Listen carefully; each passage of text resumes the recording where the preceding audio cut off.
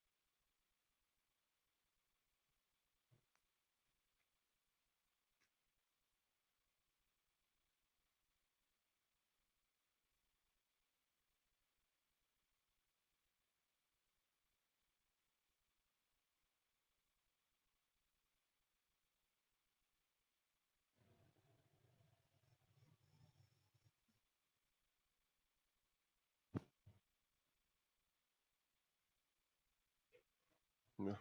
Latecomers irukanga. India. Still 20 more to join. I don't know reason. Will they join or?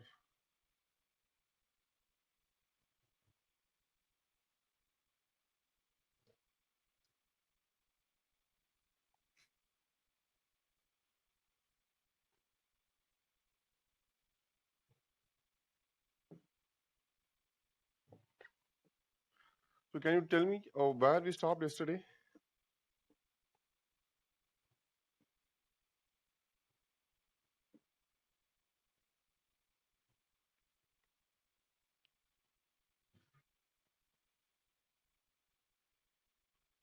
Copenhagen Accord is done, right? Okay. Thank you, Pujita, Yalini.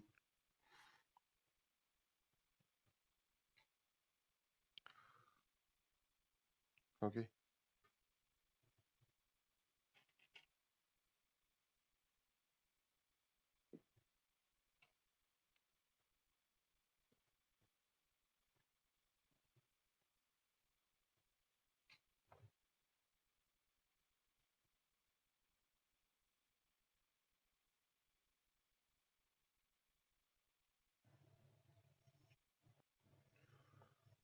Okay. So only two in video. What about others?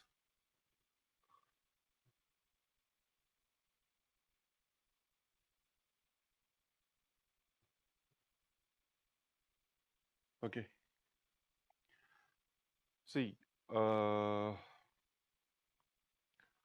yesterday we discussed about United Nations Framework Convention on Climate Change. That convention is product of Rio Summit. It is only in the Rio Summit it was signed in 1992. And in Rio Summit, other conventions are like CBD and UNCCD also it was discussed. And we discussed about Agenda 21 also. Then what happened? In 1994, the UNFCCC came into effect after accepted by majority of countries. Then, according to this UNFCCC, COP will be the governing body and they will conduct annual summits. Accordingly, in the third COP in Kyoto, a protocol was signed in which the entire world was divided into three categories of countries: Annex 1, Annex 2 and developing or non-annex countries. Then, according to Kyoto Protocol, Annex 1 states they should reduce their greenhouse gas emissions to 5.1% of 1990 level. Then Annex 2 states, that is developed countries, along with the emission reduction, they should provide financial support to developing countries. And the target period of Kyoto is from 2008 to 2012, that is first phase of Kyoto. So, and in this situation, in 2007, this one, so 2009, Copenhagen Accord was signed, right? So, you know the purpose of Accord. Then, in 2010, okay, 2010, again under UNFCCC, 16th COP was conducted.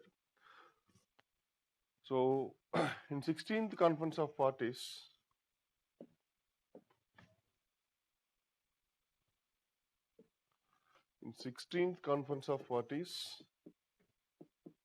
a new mechanism was proposed that is called Green Climate Fund. Green Climate Fund, which was proposed in 2010. And in 2011, I think in Cancun, Mexico, Cancun Summit, 2010 in Durban, 2011 in Cancun. So it was accepted, that is a Green Climate Fund, it was accepted, okay, in 2011. That is 17th COP, okay, that is in Cancun, it was accepted. Then 18th COP, Conference of Parties, which was held in Doha.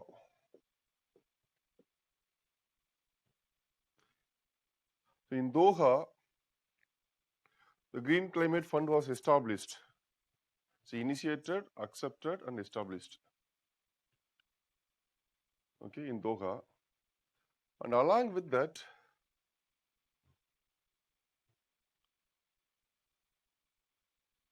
Doha amendments were introduced. Doha amendments were introduced. For what? For Kyoto Protocol. Kyoto Protocol. Doha amendments.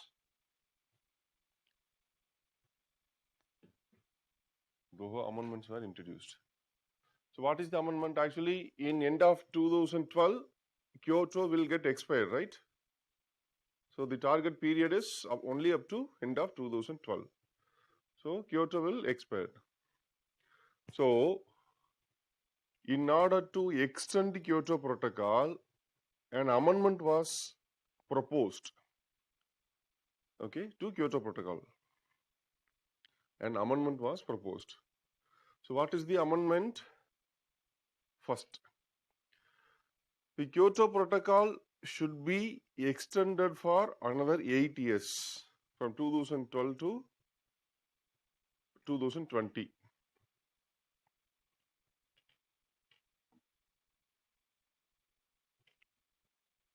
It should be extended for another 8 years.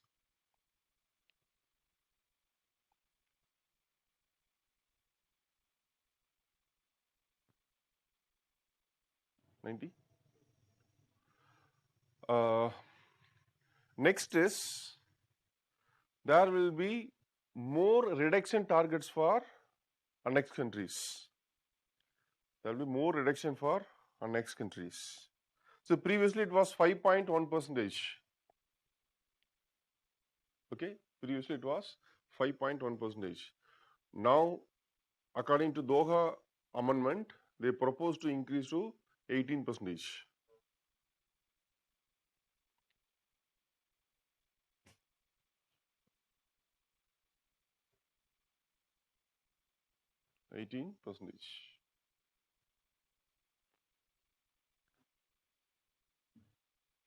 Next, originally in Kyoto Protocol, there were 6 greenhouse gases, only 6. But according to Doha amendment, some more gases to be included under greenhouse gas category. Some more gases to be added. So like that, some amendments were proposed in Doha summit, okay, in 2012. But unfortunately, that amendment could not be implemented because there was no consensus among the countries. Amendment.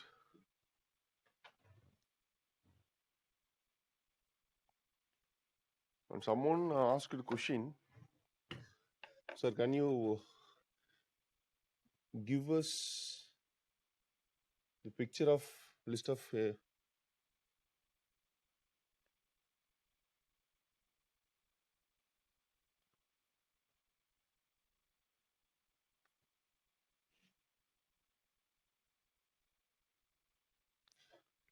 how much each country is emitting carbon dioxide?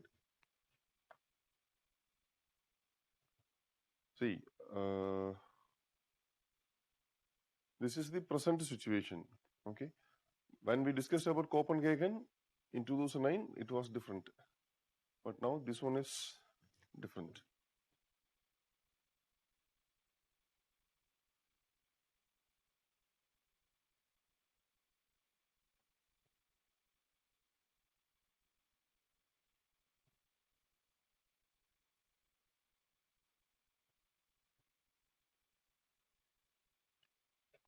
Okay, so according to World Economic Forum,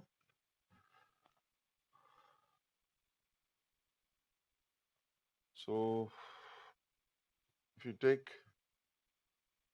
emission in 2019, okay, metric ton. So China is largest, that is 27%, and United States 14%, India is 6.8. Okay. See, this is very important. Sometimes this point and all you can use in your main examination if they are asking anything about India's stand on climate change negotiation and all. So these are the huge disparities between world's top 15 carbon dioxide emissions generating countries. China creates almost double the emissions of second placed US. Okay, that is US is 14%, China is 27.2%.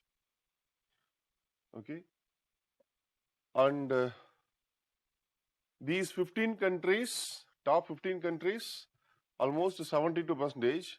Remaining 180 countries in the world, only 27%. Okay, which is in turn responsible for more than twice the level of third place India. So collectively, top 15 generates 72% of carbon dioxide emission. The rest of the world, that is 180 countries, produce nearly 28% of global total. So that is very interesting. These 180 countries combinedly, their emission is equal to China's emission.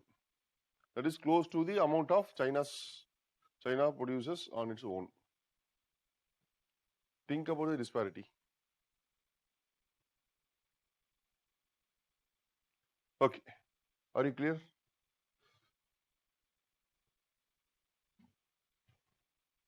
Yes. Next question is, was the first phase of Kyoto successful? Yes, it was successful. Second point of Doha Amendment. See, Doha Amendment, first is the extension of Kyoto Protocol till end of 2020. Second is increased target, that is in the place of 5.1%, it should be 18%. Third one, more gases to be included under greenhouse gas category. Okay, so this is the amendment introduced, but unfortunately not materialized. Then already in Doha it was accepted, like including developing countries will take responsibilities, no? So accordingly, actually what happened in 2015,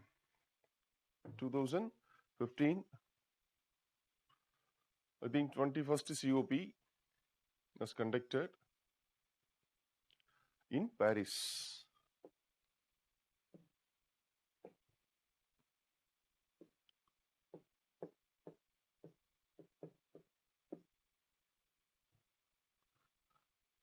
Okay, so in Paris Climate Summit, there was continuous discussions, and it was the time when the United Nations Environment Program reports were published and IPCC reports also published, that is Intergovernmental Panel on Climate Change. So that is also published.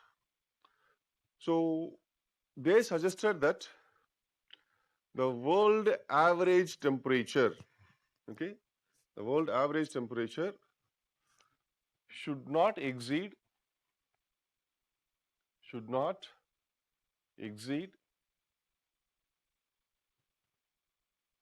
more than 2% of pre-industrial level. Pre-industrial level. That is very important. Okay, in Paris, before Paris Climate Summit, the international scientific community, either under UNEP or IPCC, they suggested that the world average climate should not exceed 2 degree when compared to 2 degree of pre-industrial level. What do you mean? That is, for example, pre-industrial level means before industrialization or before industrial revolution. Okay. So, for example, before 200 years, if the global average temperature was 18 degrees centigrade means now it should not exceed 20 degrees centigrade. We have to maintain within 20. We have to maintain within 20 degrees centigrade. This is the target. The same target was agreed in Paris Climate Summit. So in Paris Climate Summit, what they agreed was, first, the global average temperature should be limited. Okay, it should be, it should not beyond 2 degree of pre-industrial level. Pre-industrial level. Very important thing. And again, see, there was some confusions. Some reports were saying 2 degrees centigrade and other reports were saying 1.5 degrees centigrade. So, to where this should be fixed? Okay, they are going to be fixed for no problem. So, in Paris Climate Agreement itself, okay, they concluded that, see, there was a confusion whether it is 2 degrees centigrade or 1.5. Then the scientific community again, they suggested that it should be less than 1.5 degrees centigrade, not 2 degree. If you cross 1.5, then there will be disastrous, irreversible consequences to environment as well as human society. Okay. So if you allow global average temperature above 1.5 degrees centigrade of pre-industrial level, it will lead to disastrous consequences. It will be irreversible. You cannot repair again, you cannot restore again. So that kind of consequences will be there. So for example, yesterday there was news about Californian forest fire, right? So all news channels are claiming that California forest fire is linked with climate change because this is the worst forest fire ever recorded in history of United States. So these kind of the irreversible damages will cause. See, it was mentioned, clearly mentioned, like it should be 1.5 degrees centigrade. Now, where we are, that is, we are 1.1 degrees centigrade above pre-industrial level. Already we reached 1.1. Only 0.4 is remaining, that's all. So the time period is almost 9 years, coming 9 years. It is very crucial. So in coming 9 years, we have to take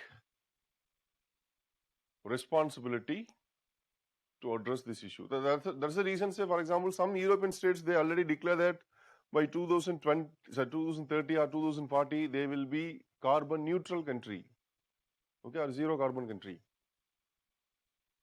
Okay, so already European countries, they started declaring that. Not only the major polluting states, they are not doing this. Okay, small states already they started declaring, and they are moving towards electric vehicle manufacturing, and there are so many things happening, and they are moving towards completely renewable energy. Okay, so only 4.4 degrees remaining. See, to achieve this, what was done in the Paris Climate Agreement, Paris Climate Summit means they signed the Paris Climate Agreement. Okay, the first point of Paris Climate Agreement is the international community will cooperate for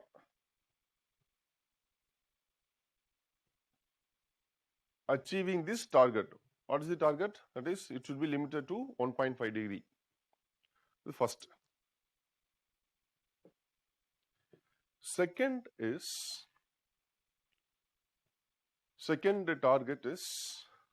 aspect is each country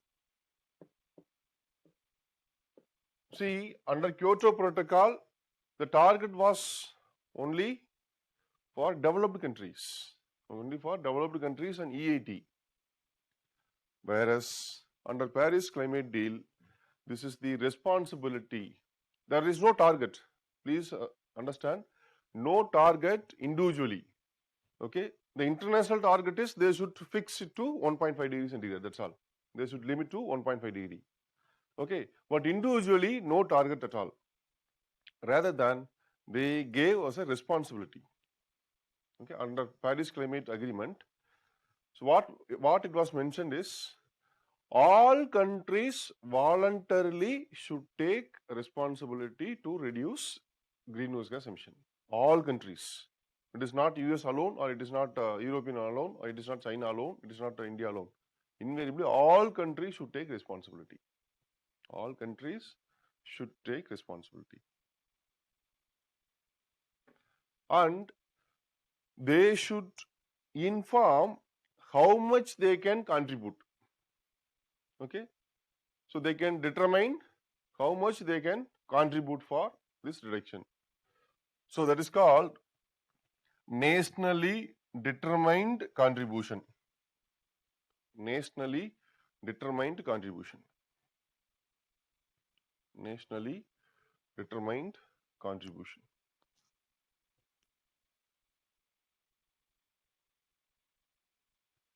Or nations are intended, that is they agreed for that. So it is called intended nationally determined contribution, INDC. Intended nationally determined contribution.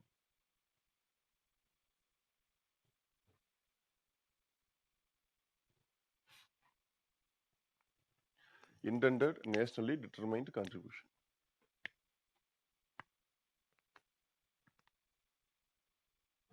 That is called INDC. INDC is part of Paris Climate Agreement. INDC is part of Paris Climate Agreement.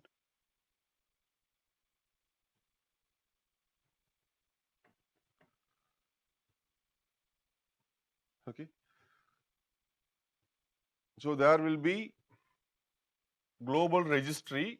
In global registry, each country should register that how much they can contribute, how much they can determine for contribution of reducing this.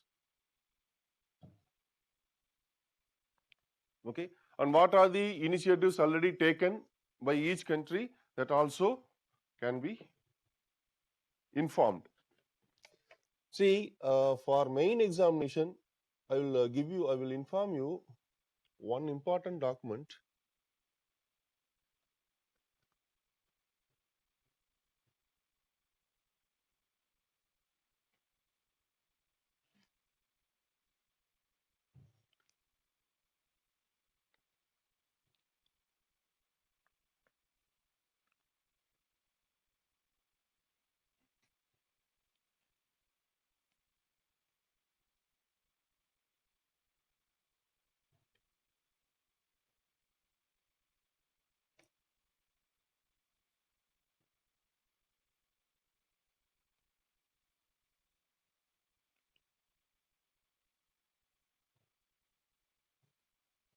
See, if time permits, okay, whenever you are free, please read this. It is very, very, very, very, very important and a beautiful document. Okay. See, sometimes if UPSC in an interview and all, if they are asking like, do you agree with the view that, say, for example, India is the third largest polluting states, so should we accept any kind of commitment like that if they are asking, and if you are having opinion of not to take any responsibility, so you can justify with this statement and all. For example, it may also be noted that no country in the world has been able to achieve a human development index of 0.9 or more without an annual energy availability of at least 4. 4 TOE means, I don't have a technical thing, per capita.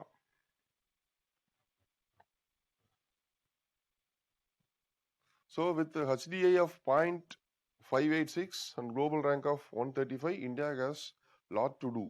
Provide dignified life to its population and meet their rightful aspirations. So yesterday we discussed, no, when there was a conflict between developed countries and developing countries in Copenhagen, India argued the same point. Not only India, even China also. We have 1/3 of population under poverty. So to provide, to lift off all these people from out of poverty, we need electricity. Okay. So please go through this document. See whatever initiatives taken by government, it is mentioned. There are some data are available. Okay, you can use it. Okay, and very fantastic document, this one. So whatever we have initiated, say for example, one is National Environment Policy 2006. This is very important. NAPCC. India was, I think, one among the very few countries, first country, we came up with, even though we don't have any commitment under Kyoto, we came up with our own innovative action plan for addressing climate change. That is called the National Action Plan on Climate Change. Under this, actually it was initiated during 2008, not now. Okay, 12 years back, but still it has a lot of relevance. And this one, under this NAPCC, there are 8 missions. All missions are very important. Say for example, National Solar Mission, Green India Mission, Sustainable Agriculture Mission. Okay, so all missions are very important. Please go through that. Next is under NAPCC, State Action Plan of Climate Change also given. Other is Energy Conservation Act also enacted to conserve energy. Okay, that is also moving towards addressing climate change. Next is National Policy for Farmers, the National Electricity Policy, then Integrated Energy Policy. So all the policies were aimed at addressing climate change. So India's progress in combating climate change, this very important part of this document. Okay, totally 38 pages, but at least once you should go through. Okay, between 2002 to 2015, the share of renewable grid capacity has increased over 6 times, from 2% to around 13%. Now we have 36,000 of megawatt. Another important thing is we have aim of 175 gigawatt, that is from renewable energy. Okay, very important. You go through this. Okay, next.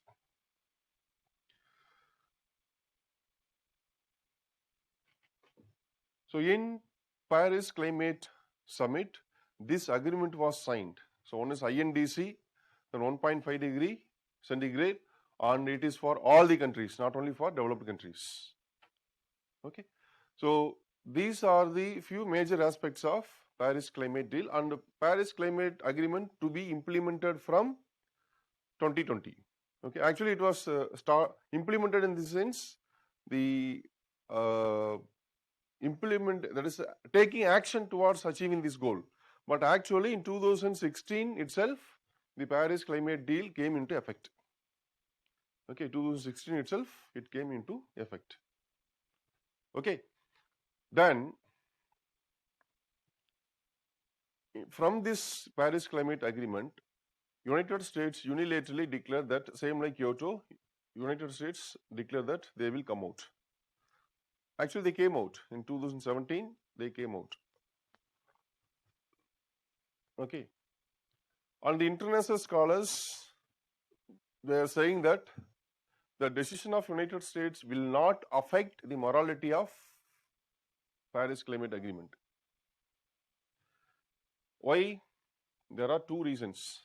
First, it is purely on voluntary basis. It is purely on voluntary basis. Purely on voluntary basis. That is, under Paris Climate Deal, taking action, or that is nationally determined contribution is purely on voluntary basis. No one can force you, or no one can fix some target. So even if after accepting Paris Climate Deal, if US is not taking any action, then nobody can blame, right? So no one can ask a question, US. That is point number one, because of its voluntary nature. Second is, the United States, even though they declared in 2017, but officially they can come out only in 2020, end of 2020. So probably at the time there may be new president. So he may accept to continue in Paris climate deal if Trump is not elected again. அதுதான் அவர் எல்லா வித்தையும் போட்டுட்டு இருக்காரு. But still, there is a lot of questions about his result. Okay, like howdy India, and he came to India. So there are so many things. Okay. So this is briefly about climate change. Climate change. Okay, India's participation also very much appreciated. Okay, and why we are in third place means only because of our population. Please understand that. Right now, our per capita emission is just 1.9 metric ton per person per year. Okay, right now, our per capita emission. On United States, it is around 18 metric ton per person per year. China, I think 9 metric ton per person per year. In 2009, China was at 4.5. Okay, 10 years later, their per capita emission doubled. India, in 2009, it was 1.4. Now we are at 1.9.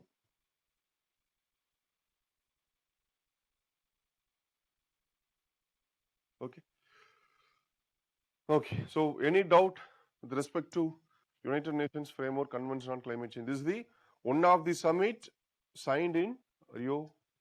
So, one of the convention signed in Rio summit. Document name. See, you go and type in Google India and INDC. Okay. So, you will get this document from the convention itself. This is document from this convention, that is United Nations Framework Convention on Climate Change.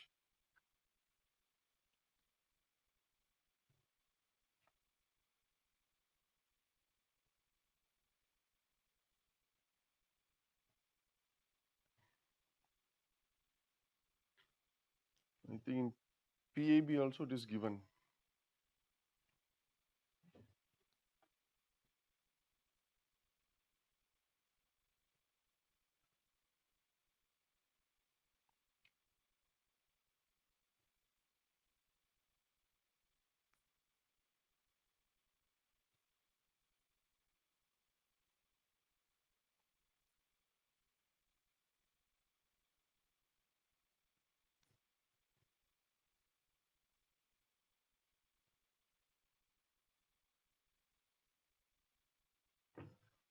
There's one more PowerPoint. India's intended nationally determined. This is actually PPT of Government of India.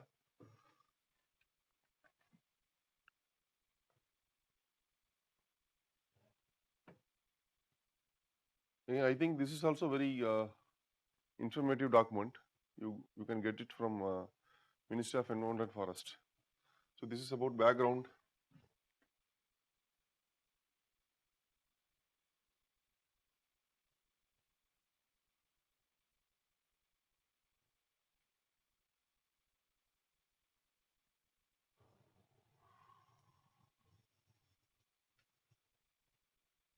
See, this is very another interesting information from Government of India. This is from Government of India sources.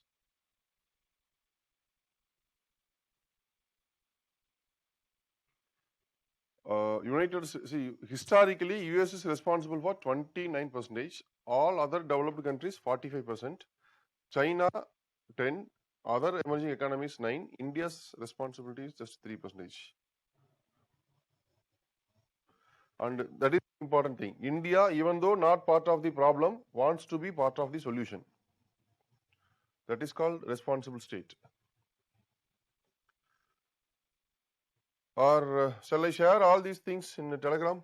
Is it okay? So that you can go through. Okay, I will do.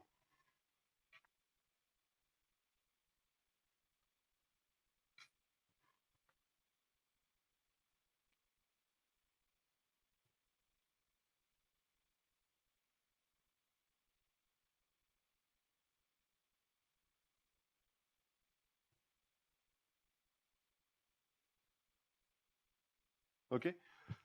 Then next important convention was signed in Rio Conference was Convention on Biological Diversity. Convention on Biological Diversity. Very, very, very, very important convention. Okay.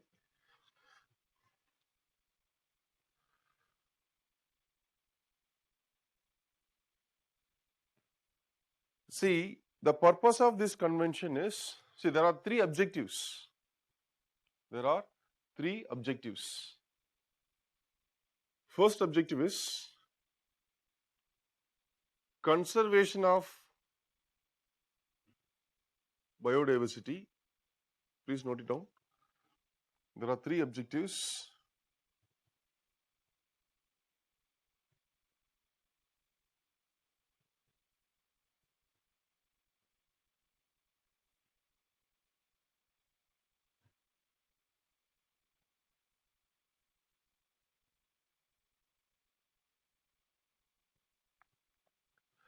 Conservation of biodiversity. Second is sustainable use of its components. Sustainable use of its components.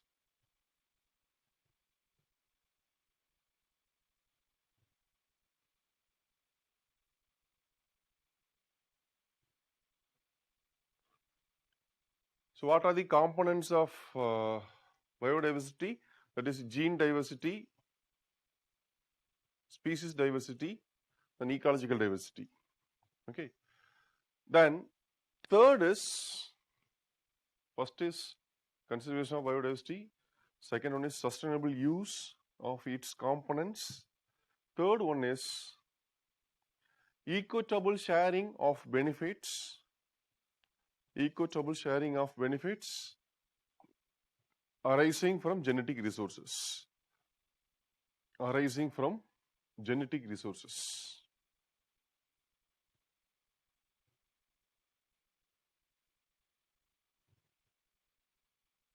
Arising from genetic resources.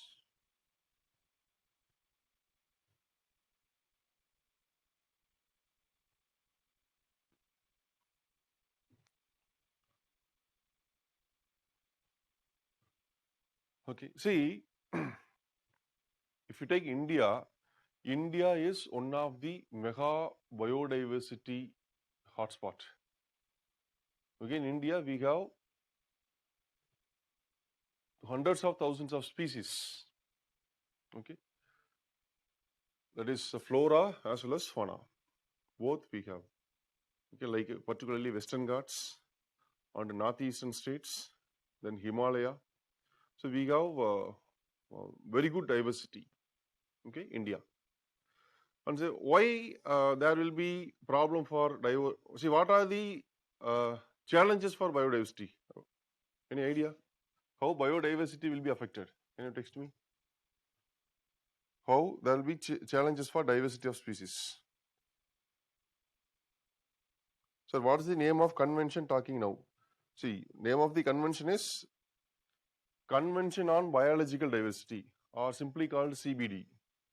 Convention on Biodiversity. Okay.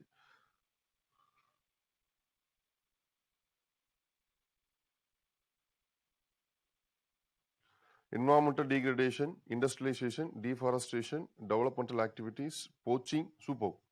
Climate change, Shakti Harris, superb. Climate change, heat, water pollution, radiation, human-animal conflict, foreign species, that is invasive species, superb. Trade of wildlife, deforestation, climate change, lack of prey, poaching, encroachment of forest land. Exactly.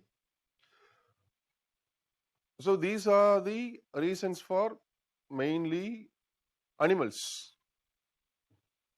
Okay. What are the reasons for the loss of biodiversity with respect to plants?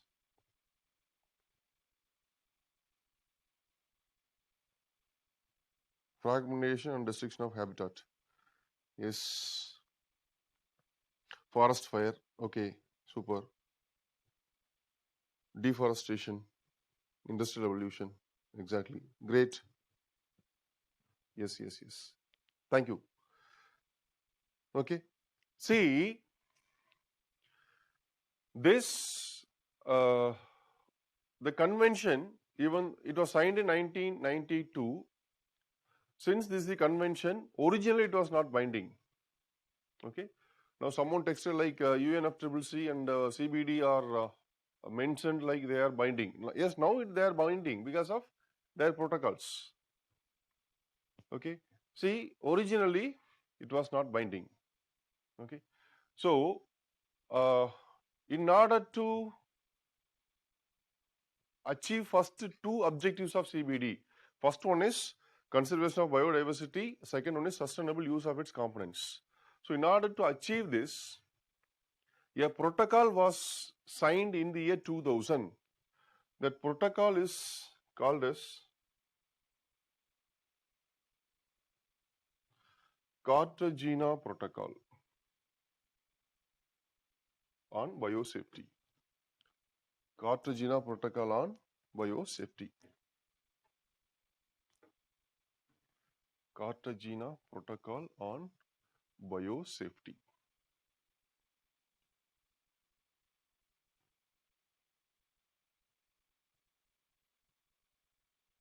So what is the objective?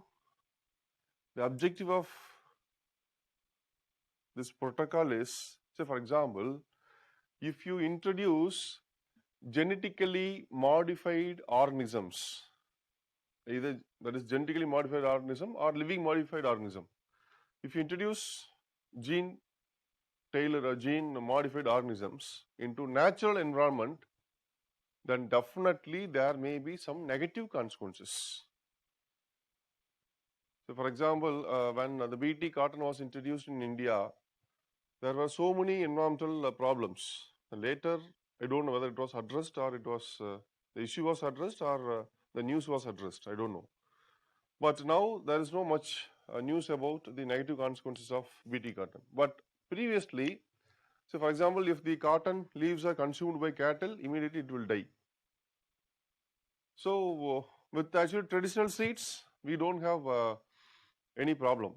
Okay, but if you modify gene, why gene was modified means because cotton is more prone to pest, cotton crop.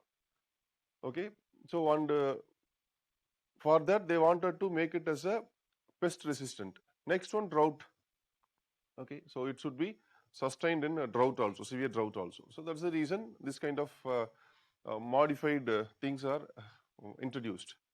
But actually, some people are saying that there is a big politics behind this. I don't know to what extent it is true.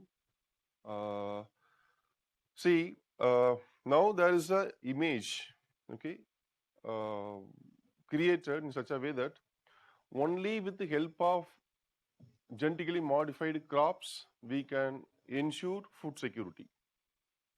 Okay, so that is the view right now among mostly among policymakers as well as scientists. But other group of people saying that no, that is not at all a sustainable way of life. So if you go for genetically modified, then there will be a problem. See, what they are saying is there are so many reports are available to support this view. That is, what view is why they are supporting for genetically modified crops means once if any crop is genetically modified, okay. Say for example, if you take cotton in India, previously for sowing of cotton, they will have their own seeds. Okay, there will not be any problem. They will have their own seeds because they will collect seed from their own crop. But in genetically modified crop, that the seed will come with the terminator gene. So you cannot take seed, okay, you cannot preserve seed from your own crop for next sowing season. So for every time for sowing, while going for sowing, you have to purchase seed. This is point number one. Once if it is happen like this, then what will happen? Every time you will depend on whom? One multinational company. So previously, who introduced BT cotton in India? One American company called Monsanto. Okay. So every time our farmers were depend on them. Next, the price will be decided by that company. Whether it is affordable or not, that is not their business. Okay, their motive will be profit alone. Okay, so they will fix their price, and it may not be affordable for our farmers. Second one, artificially they can create scarcity. Okay, so all of a sudden they will say for example, from United States, if all, just imagine, already BT cotton, BT brinjal also tried, but it was not allowed, and BT mustard also recently introduced.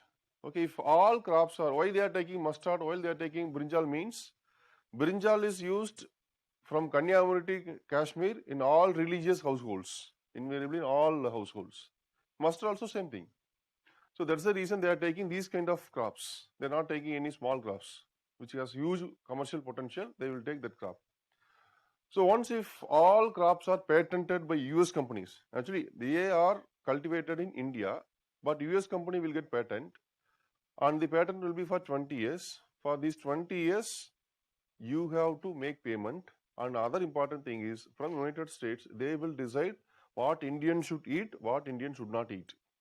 Accordingly, they will provide seed. Okay, so that is the politics behind this. I'm not saying, okay, I read somewhere else, I'm sharing with you.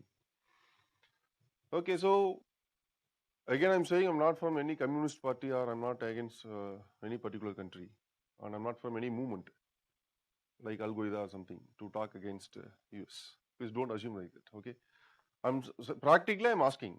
So is it possible or not? That's all. See, you should think rationally. The advantage of Tamil people is thinking, particularly in the entire South India, we have more rationality, right? Your North India people also, they have same thing. But only thing is, they don't have opportunity to expose these kind of things. Okay. See, this one is to ensure the bio safety in the natural environment, this Cartagena protocol was signed. Okay. So what this protocol will do means, it will regulate the uses of living modified organisms. Living modified organisms. So this protocol was signed in the year 2000 and it was implemented in 2003. 2003.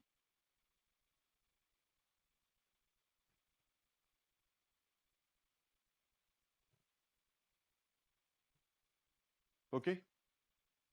And India is party to both CBD as well as Cartagena. Cartagena is a city in Colombia where this one was signed. Cartagena.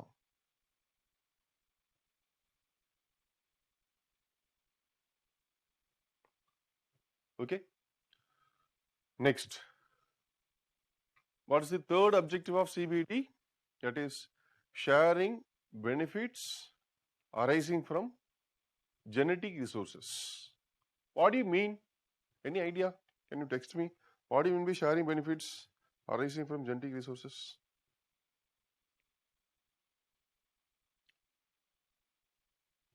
Sharing benefits from arising genetic resources. What do you mean?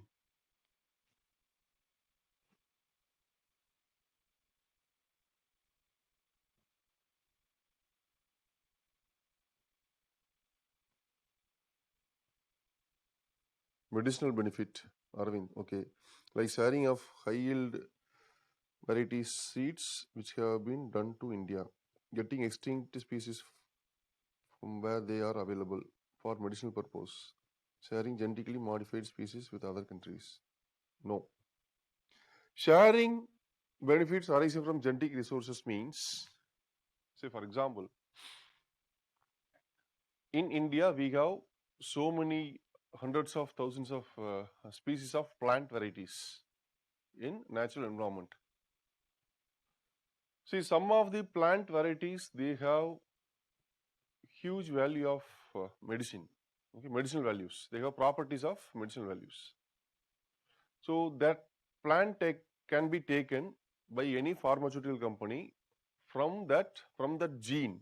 Okay, they can create any drug which can be uh, sold in market, and from that they can earn huge amount of profit. Okay, so that is getting benefit from genetic resources. Not only from gene, even traditional knowledge also called as genetic resources. What is traditional knowledge? Say for example, we have traditional knowledge of applying turmeric on wounds. Healing of wounds, we used to apply turmeric. Okay, and we have traditional knowledge like we will use neem oil in agriculture field as a fungicide, insecticide and pesticide. Okay, and if you go to some tribal community, say for example in Tamil Nadu, Tamil Nadu and Kerala, in southern part of Tamil Nadu, okay, in Kanyakumari and Tirunelveli district and all, there is one famous tribal community called Kanis. They are best in medical knowledge. Kanis are very best in medical knowledge. Okay, and there are some other communities in near Coimbatore, okay, in Palakkad region and all. They are also very good in medical knowledge. So if you take their, see, they are best in medical knowledge means they are best in addressing communicable disease. Mainly communicable disease will be addressed by them, and even non-communicable disease also. So by using traditional knowledge and by using the locally available herbals and medicinal plant, they can cure so many diseases. And if any pharmaceutical company, already it happened in 1980s and all, so many pharmaceutical companies came to India and they got all traditional knowledges of these people, and they got patent and they started selling their product. Okay, see, that is called benefits arising out of genetic resources. Why it should be shared? So if it is not shared, then it may be lead to depletion, or it may be lead to extinction of some species. See, under CBD, one important protocol was signed in 2010. It is called Nagoya Protocol. Nagoya Protocol. The purpose of this Nagoya Protocol is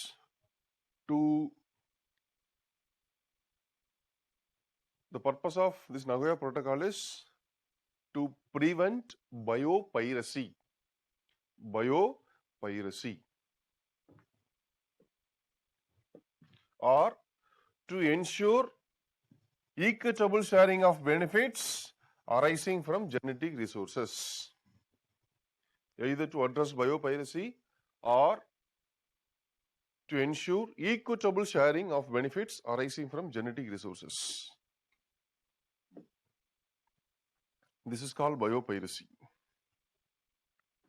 Biopiracy.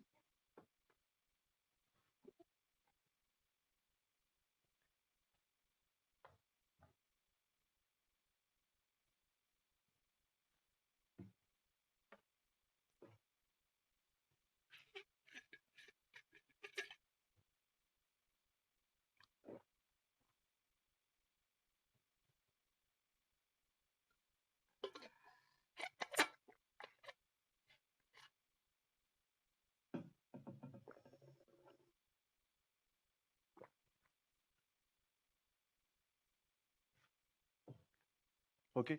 Any example for biopiracy?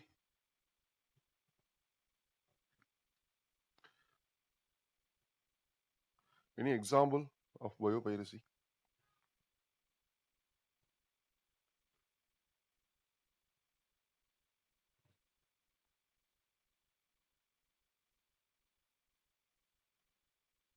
Example of biopiracy. Can you text me?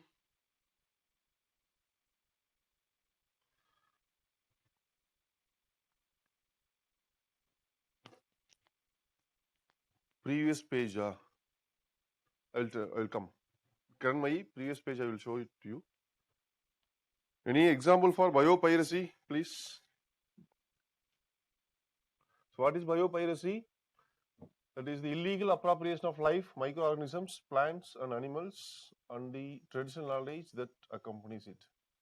That is, MNCs have been searching for rich natural resources everywhere to make out of product along with the traditional knowledge prevailing there, then patent it and mint money out of it. Exactly, superb.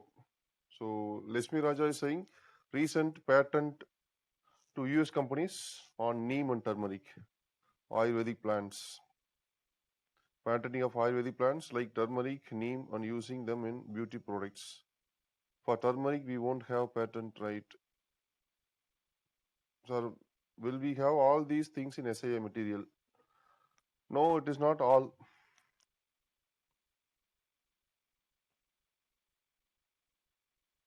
Sivaranjani is saying Chiru for Shatus Shal. I don't know what is this. Yalini is saying Basmati rice. Yes, exactly. See, in early 90s, a US company, actually one Indian origin person, he got patent for using turmeric for healing wounds. Okay, so finally, after long legal battle, that patent was quashed. That one. Second one, another US company, they got patent in Europe, patent office. Like, see, in our farmers, they are using neem oil for thousands of years in agriculture field as a fungicide. So it was patented by an US person, US company in Europe. Again, we won that case on basmati rice. See, if you take in government website itself,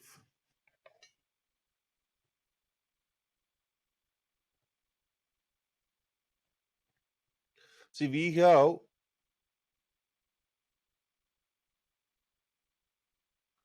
traditional knowledge digital library. Okay, it was initiated, but in between it was stopped. The purpose of traditional knowledge digital library is to preserve all traditional knowledges in digital format. Digital format. So it was the initiative of Government of India. Okay. So this is the traditional knowledge. And if you take the example of biopiracy, these are the examples. Whenever you are free, just to go through this so that you will get idea. In 1995, okay, Suman K. Das, he is actually Indian origin. He got patent in US. He was working for University of Mississippi Medical Center. Next one, neem extract. Again, it was in news from 1995 to 2001. Okay, and the next is Texmadi, Basmati. Okay, so there are so many examples, particularly Western companies. They tried to appropriate the traditional knowledge as well as the resources of developing and poor states.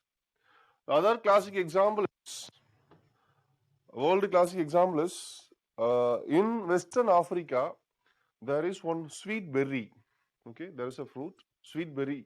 Okay, just imagine that sweet berry is 2000 times sweeter than normal refined sugar. So think about the sweetness. One US company, they took the gene of that sweet berry, that sweetness, that gene they took, and that was inserted in corn, maize, corn there, no? With that, they started producing sweet corn.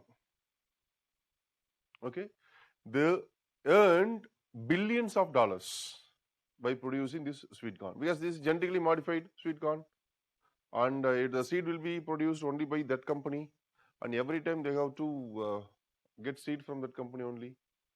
So they earned huge amount of profit, billions of dollars. It was taken from some West African nation, because generally all African nations, they cannot think about this. Okay, they cannot go for any international legal battle. Not possible. So legal fight and all not possible for them. Again, if they are going for international legal battle, again the same Western lawyer will be they will be appointed, and he will support only for his own country.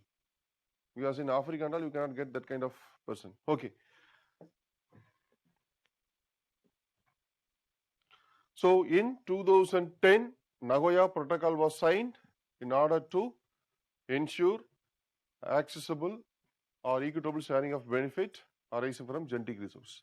Recently, in 2019, there was a classic example of biopiracy in India. Actually, one pharmaceutical company, they took Ayurvedic properties from Uttarakhand, and they took the traditional knowledge of local community, and they took medicine also. They took medicinal plant also. With that, they produced Ayurvedic medicines, and that benefit was not shared with either local community or local government. Do you know Divya Pharmacy? Divya Pharmacy. Who is the owner of Divya Pharmacy? Any idea?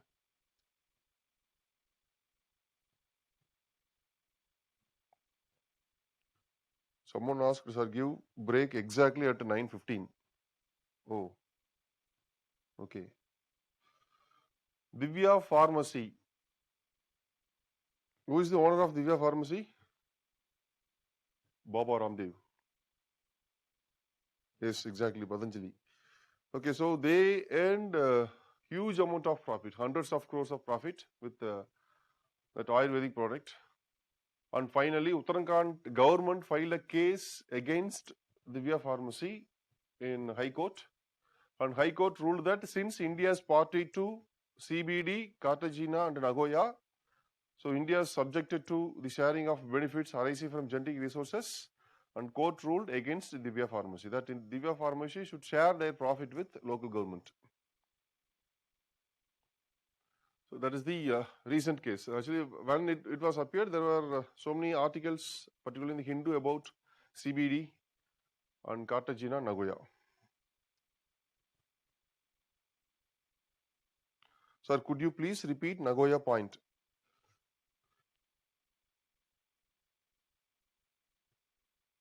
Western companies are you making stress relief tablets using marijuana? Yes, yes.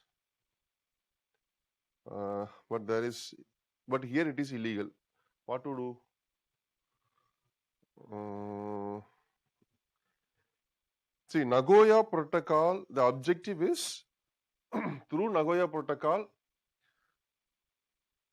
they tried to ensure equitable sharing of benefits arising from genetic resources. That is, if anyone using genetical resources means like gene as well as traditional knowledge. If anyone using this and if they are getting profit, it should be shared with local community or government.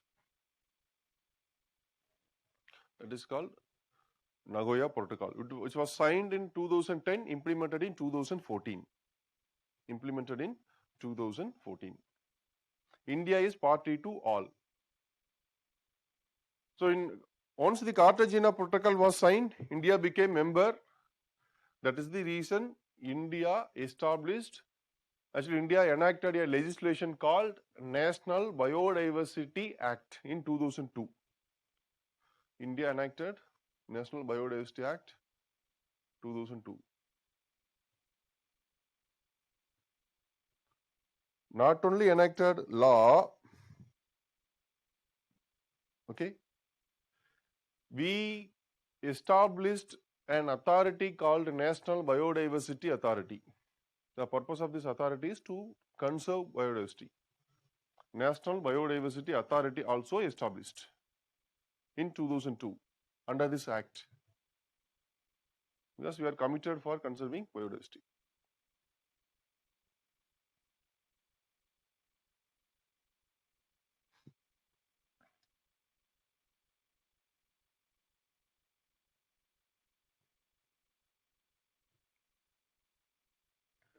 Sir, if everything happens according to business lobby and political will, then what is the power of common man in a democratic country? Excellent question. But what till date, what it is proved is only during exceptional circumstances, people power proved. Okay, so it is if you take the ratio 90 is to 10. So 90% of time only political will and business lobby will work. Maybe in 10% of time people power will work. Like the Jallikattu movement in Tamil Nadu. Okay, so only occasionally, for example, but if you take United States and all, there was no much major movements or any major thing against this. Okay, so against this kind of business lobby. Yes, I don't know the reason. Okay, why there is no this kind of thing and all. See, if time permits, you read one book, The Confessions of Economic Hitman, written by John Perkins. So I read 12 years back. Excellent book. Most of you already would have read that book in Tamil also. ஒரு பொருளாதார அடியாளின் ஒப்புதல் வாக்குமூலம். It is translated in so many languages across the world. Best book. So the book talks about how the three international financial institutions are colonizing economically, how they are colonizing developing states. Excellent book. Okay, and there is one more book called Unholy Trinity. Unholy Trinity of IMF, World Bank and WTO. See, problem is, what they are saying is, if you take World Bank, say for example, India is a developing state. Okay, so we cannot afford for some large infrastructure projects. So for example, our Honorable Prime Minister, he aimed for bullet train. Okay, so for that we signed an agreement with whom? Japan, because we cannot develop our own bullet train. First we need technology. Technology can be developed at least by own, but we need money for that, even for technology as well as implementation of project. So we went to Japan to get money as well as technological support. So Japan started a project in India. What's the project cost? That is 1.5 lakh crore rupees. Okay, 1.5 lakh crore rupees for a single project. And the repayment, loan repayment tenure is almost 50 years, 40 to 50 years. What's the interest rate? It is a 0.1%. But what the, so generally what will happen means, most of the time, actually till date, India is the world's largest borrower from World Bank. Okay, till date, India is the world's largest borrower from World Bank. So generally, World Bank is offering loans to only developing states. World Bank, okay, and IMF, these two were established in 1945 in a place called Bretton Woods. So Bretton Woods, actually there was a conference called Bretton Woods. After this conference, it was conducted. So it is called Bretton Woods Conference. And this World Bank and IMF, these two are called as Bretton Woods twins. Okay, Bretton Woods twins. And the purpose of World Bank is to provide finance to developmental activities of only developing countries. Okay, to provide financial support for developmental activities in developing countries. That is the only purpose. Major purpose, not only, major purpose. And World Bank is doing a lot of funding projects to India-like countries. So what they are saying is, if you read that book, the Economic Hitman, The Confessions of Economic Hitman, not only that, there are so many books. If you read that, actually, it will create kind of negative opinion, but just you read it and you have some rational thought process, but you no need to take any negative stand at all. Okay, that is not important thing. Say what they are saying is, say for example, if any country is planning for mega projects, and if they don't have economic viability, then generally they will go for World Bank. And World Bank, what they will do is, say for example, if India is planning for airport construction, okay, Indian government is planning for some greenfield airport. Greenfield means from scratch they are going to start new. Okay, so brownfield means it will be modification of existing airport. Greenfield means it will be new one. So India is planning for, due to the business opportunities and emerging nature of Indian economy, they are planning for 3 metro airports like Delhi, Kolkata and Mumbai, okay, including Chennai also. Say for example, 4 airports, each at the cost of $3 billion, okay, 3 or 4 billion each. So 4 into 4, $16 billion, okay. So we are going for loan of $16 billion. I'm giving just example, not the exact number, okay. So if you are approaching World Bank with the project proposal, detailed project report, World Bank will say that first we will decide, then we will communicate to you. And this project will be circulated among the companies who are all involved in the airport development business, airport construction business, particularly US companies.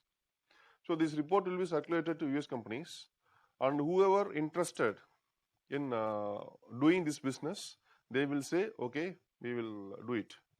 And World Bank will communicate Indian government like we are ready for funding. Actually, there are some people that are saying that as such with World Bank, they don't have money. What they are doing is they are facilitating business. That's all. So this one will be done by mostly this project will be done by US company in India. So within 5 years they will complete project. Okay, the project worth of $16 billion. For that, actually repayment period will be, say for example, 40 years. Rate of interest will be normal commercial rate of interest. Okay, and for the $16 billion, in the coming 40 years, we have to make around $50 billion repayment. Okay, almost threefold. So this is how they are exploiting developing countries. Okay, so the project will be negotiated by a group of people. They are from CIA. What is CIA? That is External Intelligence Agency of United States. So CIA people will negotiate with the respective government. If government is saying like no, how can we provide our business opportunity to US company means, then probably in another 6 months there will be new government. That is possible. Okay, and or if particular political person, if say for example, if president or prime minister of that country, okay, if the only that person is opposing this deal, but the entire ruling party is accepting the deal means, probably in another 1 month or within 1 week there will be new president or new prime minister from same political party. That is also possible. Okay, in democracy all these things are possible. Okay, and sometimes actually it happened really, if any government or if any particular charismatic leader. So generally the Western countries after 1980s and 90s and all, now they are not allowing any charismatic leader with real nationalism.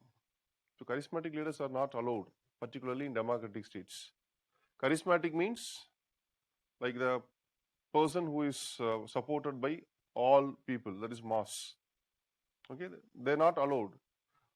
So including India, so we lost 2 charismatic leaders, 1970s and 80s. Not only India, if you take all, so for example, what happened to Saddam Hussein, what happened to Gaddafi. Gaddafi was the ruler of Libya for 40 years, not 1 or 2 years, 40 years. What happened to Hugo Chavez? Hugo Chavez, not only charismatic leader in Venezuela, he was charismatic leader of entire Latin America, next to Fidel Castro. What happened to him? He was killed with the nuclear poison. Okay. So actually Fidel Castro is the only leader in the world who escaped 720 times from the attempt of CIA. CIA tried to eliminate him for 720 times. From all these attempts, he escaped. Easily no. Say for example, recently what happened? An active opponent political leader of Russia, Putin, he was given some um, something like it is suspect like maybe a nuclear material or something. Okay, so they are experts. Again, I'm saying I'm not from any movement. Okay, I support. I love US. I love corporates. Okay. Okay, come to this.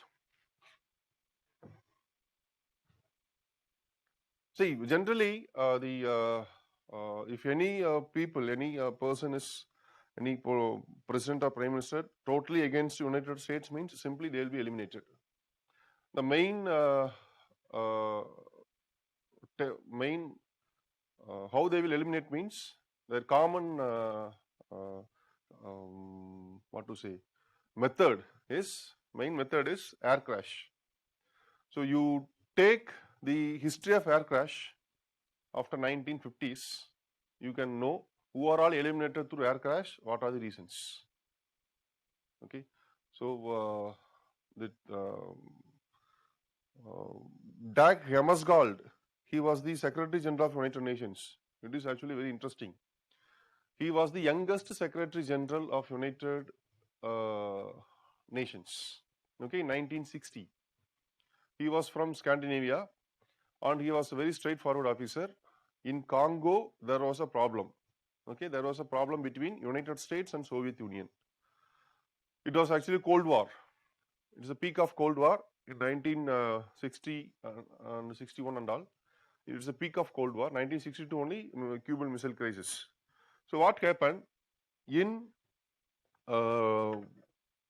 1960s when there was a problem in Congo? It was 1 minute.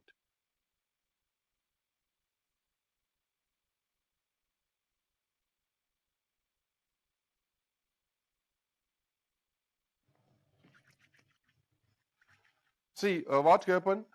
Dag Hammarskjöld, he was the Secretary General of United Nations, so he has responsibility to end this Congo crisis peacefully. So there was a problem between two leaders in Congo. It was taken by both the parties, that is United States led developed countries and communist countries. Why it was taken means because in Congo there was a huge quantity of minerals. So what are the minerals? So like only it was the period of electronic revolution in United States. So whatever materials, whatever minerals they are using in electronic industry, all were available only in Congo at the time. So to capture that, there was a huge competition between the two group of countries that led to conflict. So Congo civil war almost for 4 years, that led to killing of millions of people.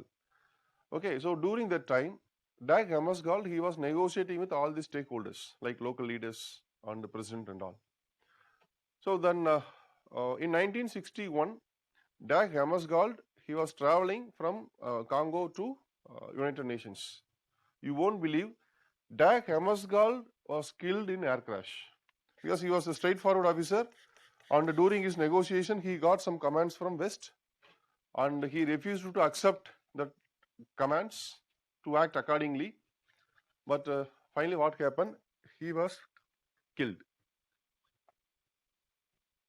Okay, so the president of Panama, president of Honduras.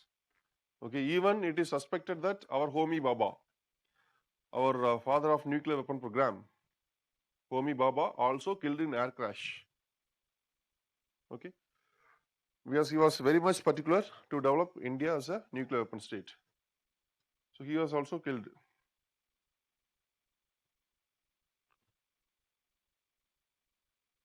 So when Biodiversity Act and the National Biodiversity Authority made in 2002, Netaji itself, I don't know.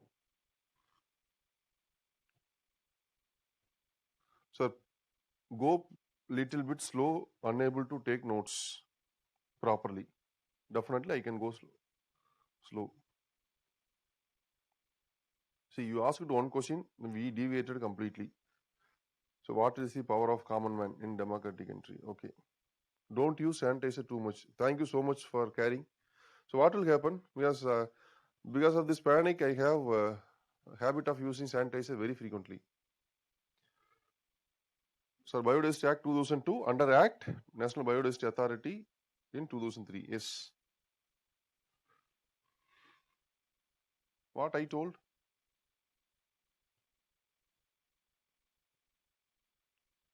Okay. Next. So next is, again, we should travel to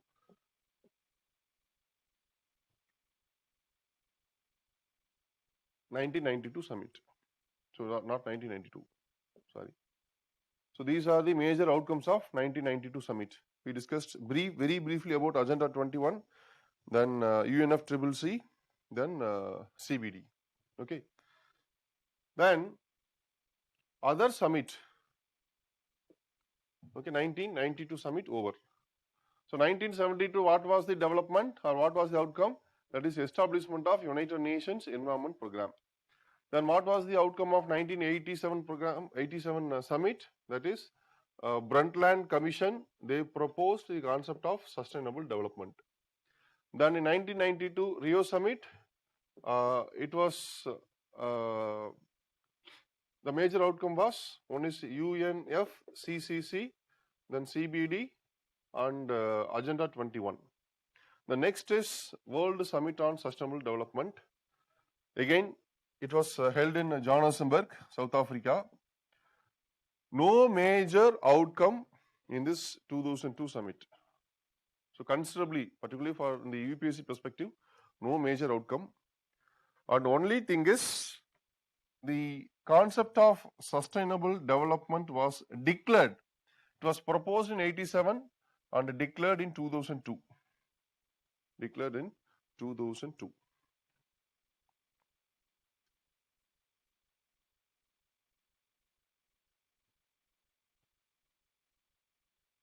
So I said both in 2002. Sorry, 2002. See, Act was passed. Under this Act only, the authority was established. So UN Convention on Combating Desertification, that was not discussed. We will discuss. Definitely we will discuss. Not only that convention, there are so many conventions that we have to discuss. Okay.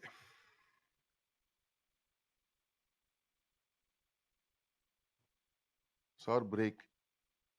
Why you are very keen on break? Do you need break now?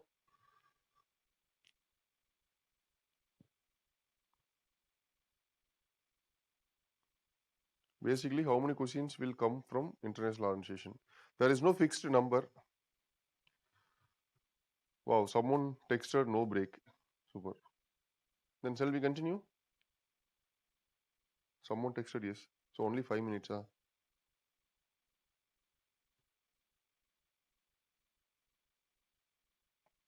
Sure, okay. Now exactly time is 9:32. 9:37 we will start. 9:37 exactly we will start.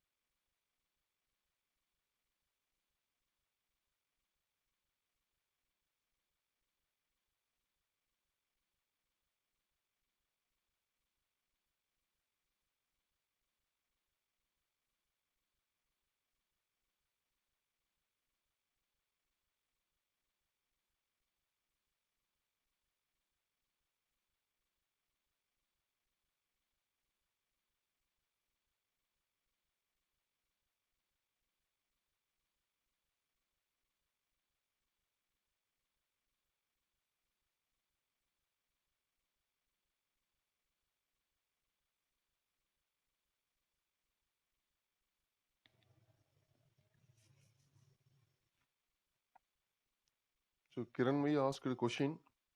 Following notes on institute material, is it sufficient for IO?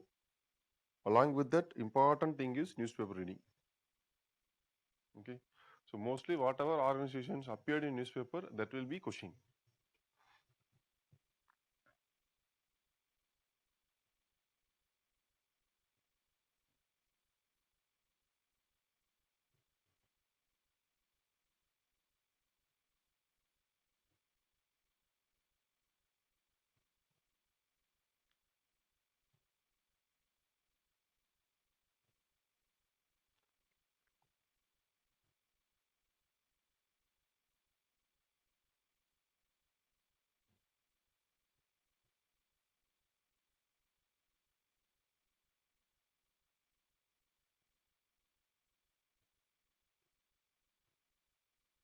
Next question, it's a very big question about changing of batch timing. I have mailed 3 times but no reply. Please mail me. I will check it. Okay. I don't know to whom you. Next, for semester exams, I am from Madras University. Kindly go with universities timetable. And sorry, about the upcoming CSET batch, if we are, see, first once if we get a timetable, then we will decide. And next one, if we are to be joined to CSET October 16th batch, 11 a.m. to 1:30, will it affect us if we have extra class? See, generally extra class will be conducted only in the afternoon, 2:30 to 5 for all morning GS batches. Okay, only from October you will have extra classes. So only after your semester. Okay. So is there any private Telegram channel for international organization? Really, I don't know.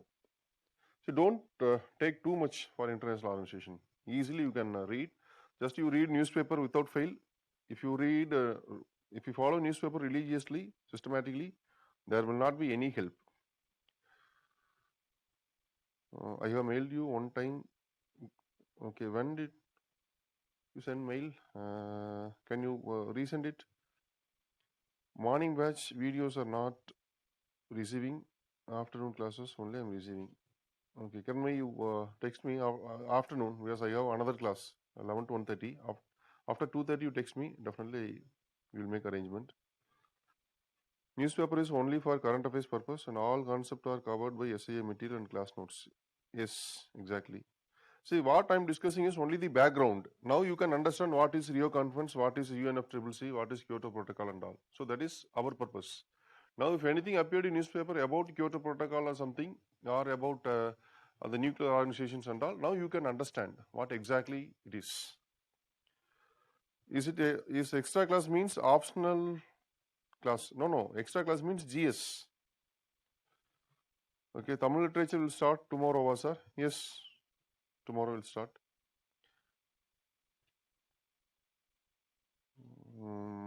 So the economics test is postponed to 15th. What about 15th test? So just 1 week it will be postponed, all the tests.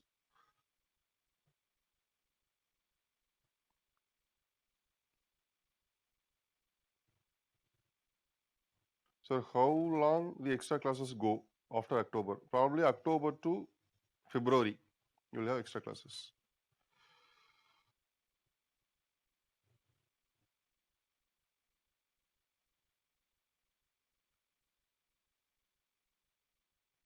So when was the CSET started?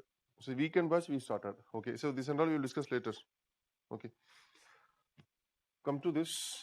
The next thing is 2000. So this is called Rio plus 10 summit. That is 10 years after Rio summit. So this is a milestone event. So after that, it is called Rio plus 10 summit. Then in 2012, next summit was conducted. That is called United Nations Conference on Sustainable Development.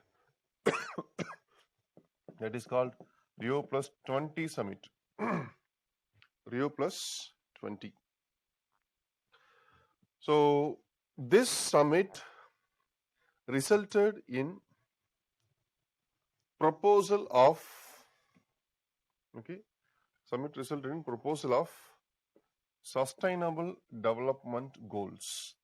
in the place of Millennium Development Goals.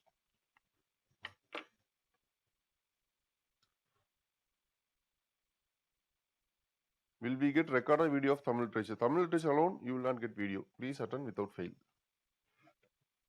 Or otherwise, you can opt next batch, maybe offline. Okay. See, sustainable development goals were proposed, okay, and in the place of MDG. Actually, what happened in the year 2000, in United Nations General Assembly, there was a celebration on Millennium Year celebration. So, during that time, a special session was conducted in the General Assembly for Millennium celebration, and in which a set of socio-economic development goals were declared. Socio-economic developmental goals were declared. See, in 2000, if you take many countries, their economic development, social development was very poor, particularly developing states like India. So in India and all, in 1990, we had population with poverty more than 30%. Okay, close to 40%. I think 46%. It was the ratio of poverty in India in 1990. Okay, and if you take the mortality rate, children and all, it was very high. India's mortality rate was almost equal to some African states. So this was the situation in not only India, in many developing states in Asia also. So in this situation, what happened in 2000? All members of United Nations, they declared some socio-economic developmental goals in the name of Millennium Development Goals. In this millennium, these are the goals for development. So totally 8 goals were declared. Okay, originally 8 goals were declared under MDG, Millennium Development Goals. The first one is, say for example, the first goal is, just for understanding I am giving, note it down and you will take one assignment today. Okay. So, first goal is eradication of extreme poverty and hunger. Eradication of extreme poverty and hunger is first goal. Second is achieve universal primary education. Achieve universal primary education. Third one,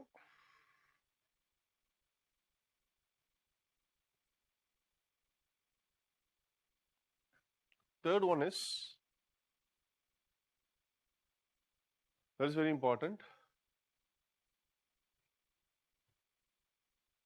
gender development, gender equality.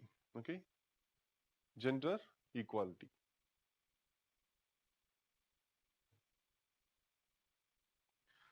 Then fourth one,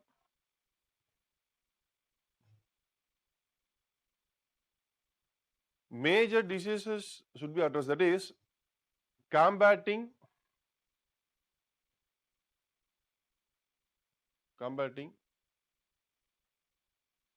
malaria, HIV, AIDS and other major disease.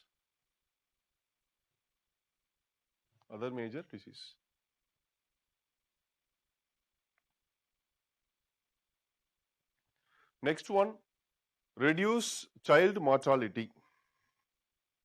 Reduce child mortality. Reduce child mortality. Next one,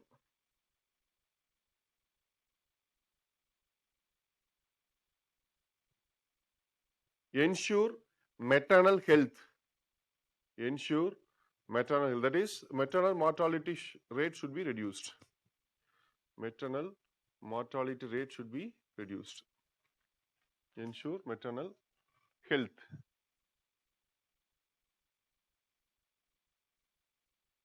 Next one, ensure environment sustainability. Ensure environment sustainability. Ensure environment sustainability. How many came? How many goals? Not able to listen audio. Wow. Kiranmayi, is it audible now? 7. Okay. Thank you, Shakti. Last one is develop a global partnership for development. Develop a global partnership for development. Develop a global partnership for development.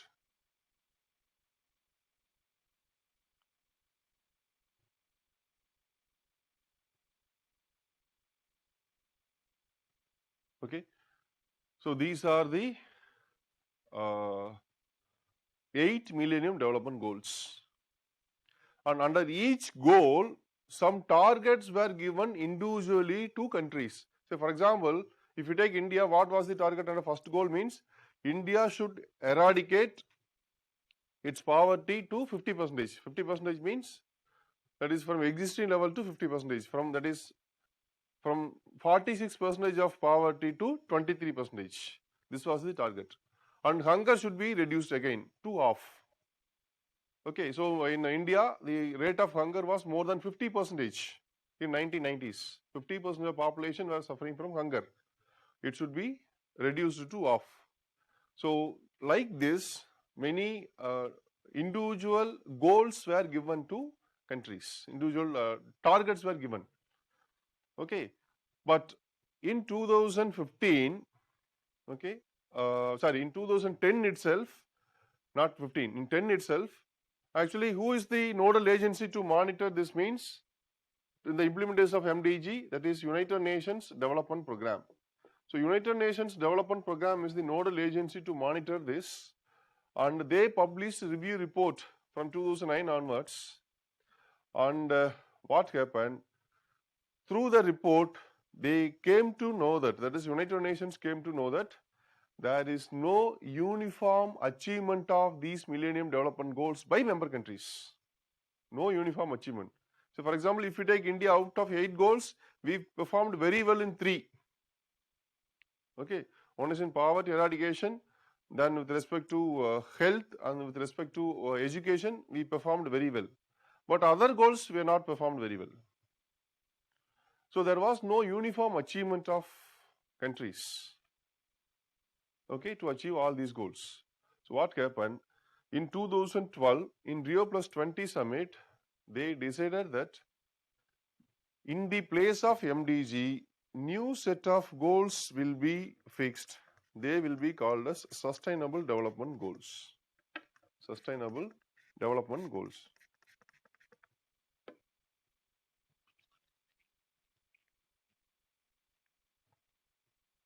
So, in the place of 8 socio-economic development goals, now we have 17 goals. See, someone texted me like, don't use sanitizer frequently. What will happen? I don't know.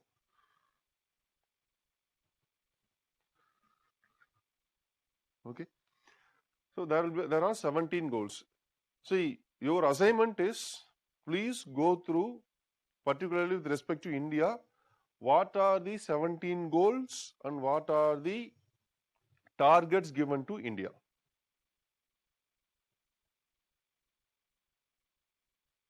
No, thank you. It is all called some irritation and skill will peel and some pores will appear. Thank you. Thank you, Alni. Okay. Thank you so much. And other thing is, again,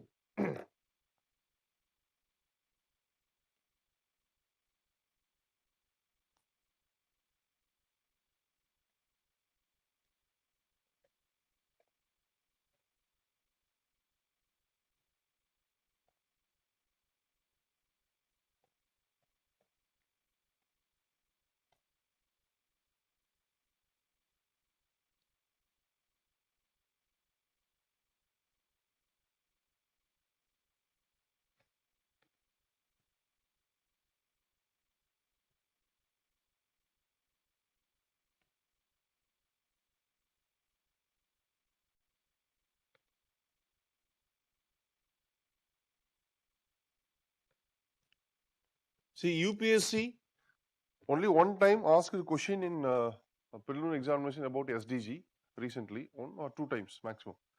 So we may expect question definitely from sustainable development, probably in main also. Okay, so there are 3 aspects. First is what are the sustainable development goals and what are the targets. Then what are the initiatives taken by Government of India in order to achieve all these targets. Third one is what is the present status of each and every target. You should know the clear picture. Okay, definitely we may expect question from this.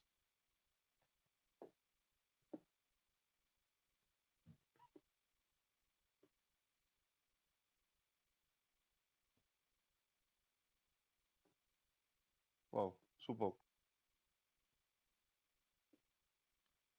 So these are the,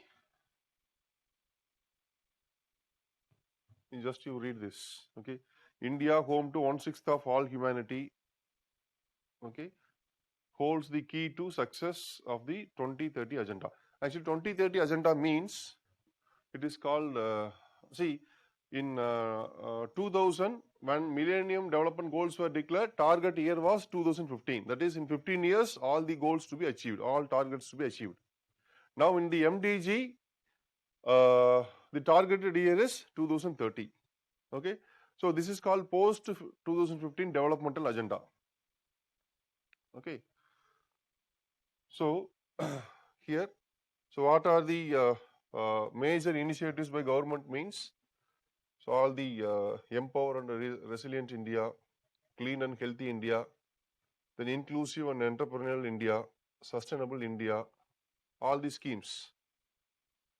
Okay, then prosperous and vibrant India.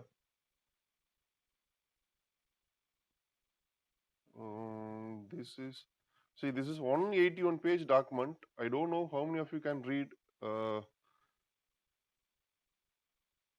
In 2019 December is the latest one. Okay, published by Niti Aayog. So in this, so many informations are given. Okay, I think you can start from SDG Indian action. So India's key role in Agenda 2030. Okay, and in this, role of Niti Aayog. Sometimes that can be a question.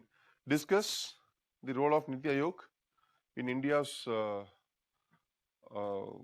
this one role of Niti Aayog in Agenda 2030. So alignment of national development agenda with SDG. So what are the things we are doing? First, for that you should know what are the 17 goals. Okay, please keep in your mind what are the 17 goals. And in this, state-wise analysis also given. Okay, like actually,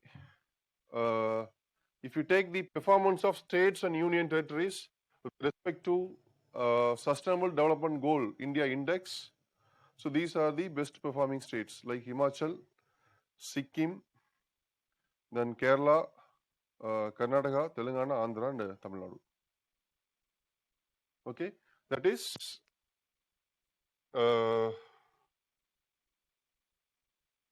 in the index score. Okay, in the index score, if anyone is getting 0 to 49, they are called aspirant. Then 50 to 64 called performer. That is all are positive mode. Okay, the positive sense they are saying. And green color is called front runner, blue color is achiever. And if you take India, only all states are performing states. Okay, there is score from 50 to 64.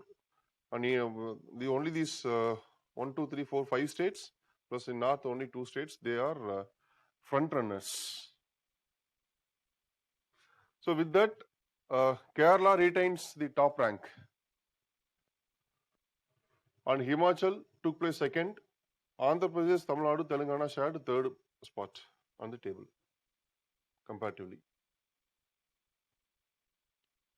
Okay, you go through that so that you will get clear idea about India's performance. There are so many things. So here, this is another excellent pictorial representation. Okay, goal-wise state performance. Goal-wise top states. First goal is called no poverty. So where? Tamil Nadu, Jammu Kashmir, Ladakh.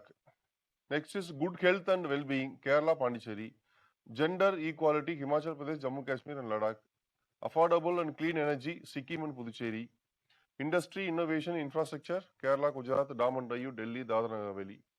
Sustainable cities and communities. Himachal Pradesh, Goa, Chandigarh. Okay. So there are 17 goals. Sir, only 16 it is given. For all these states are also given. Again, the scores also given. Please go through that. If time permits, definitely it will be much useful for your mains as well as interview. Okay, definitely it will be much useful for your interview also. And sometimes there are possibilities for asking questions from the same document. 1 or 2 questions, sometimes 5 questions we may expect. Okay, this is actually master document. Very important. Do you want this year's interview transcript? If you want, I can share. So what are the questions? Actual interview transcripts. What are the questions? If you want, you text me in Telegram, I will share. Those who are interested. Okay, so that is I have more than 200 students interview transcripts. I will share it. If you are interested, you text me in Telegram. I will share. Okay. Come to this. Next is, so this is Rio Plus 20 conference. Next, in 2015, what happened? The Sustainable Development Goals were declared. Proposed in 2012. That is one of the major outcome. Second major outcome is in Rio Plus 20 summit. Where this Rio Plus 20 summit was conducted? Again at same Rio. Again at same Rio conference. Okay. So the other major outcome is the proposal of green economy policies. Green economy policies. Proposal of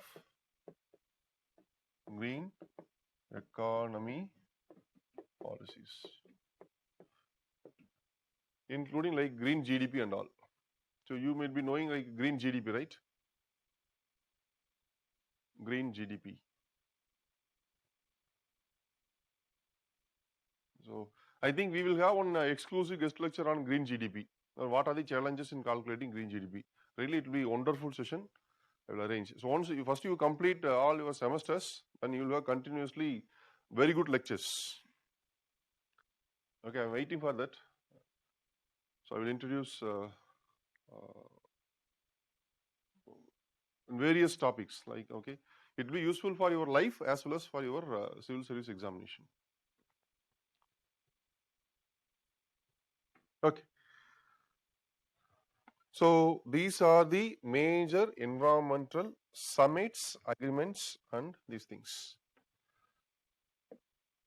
Now just 5 to 10 minutes we will see how UPSC is asking question from international organizations.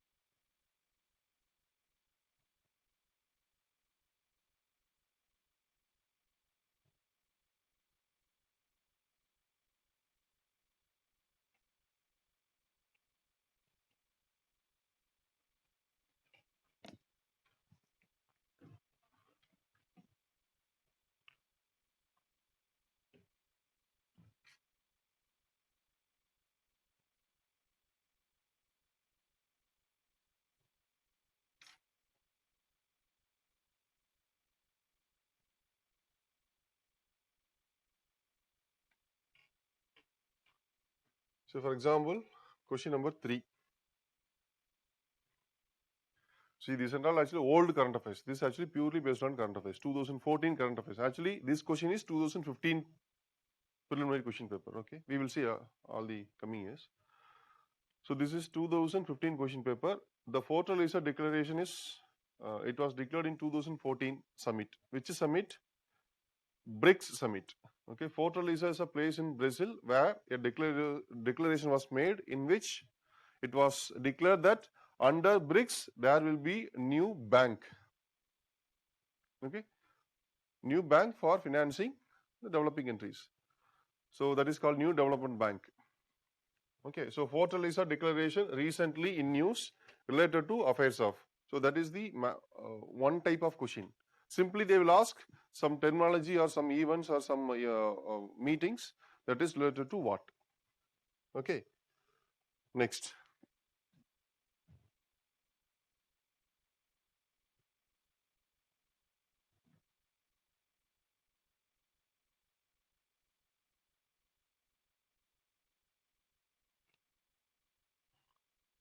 So this is not at touched regarding IUCN. Okay, we will discuss later.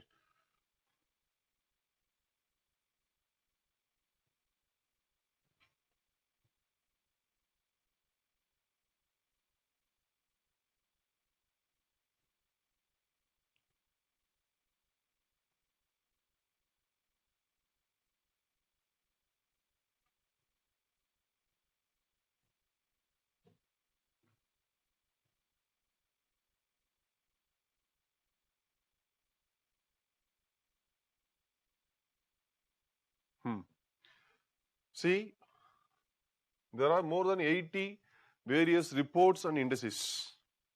Okay, every year you will get questions, 2 questions. Okay, compulsorily 1 or maximum 2 questions from various reports and indices. Compulsorily you are getting question. Either directly they will ask who is publishing, or sometimes if the report is very important, they will ask what are the major highlights of the report. Okay, or India centric information. Okay, India related information. So please go through that. We will give you a document in which we will compile all major reports.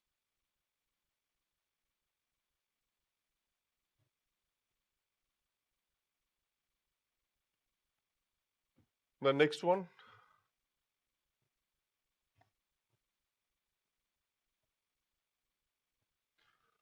the terms agreement on agriculture, agreement on the application of sanitary and phytosanitary measures, and peace clause appear in news frequently in the context of, again, and this is World Trade Organization. Okay, so again, if anything appeared in newspaper, directly they will ask this question. Okay, appeared in newspaper recently, very frequently. So it is related to what? It is actually very simple, very basic questions.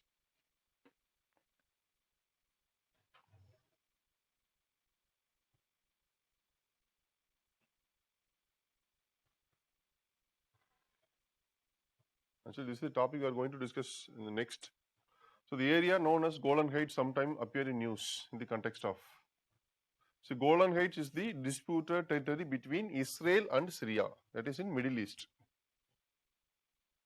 Middle East means why it is called Middle East. If you see the Syria and Israel from United States, it is in the middle of East.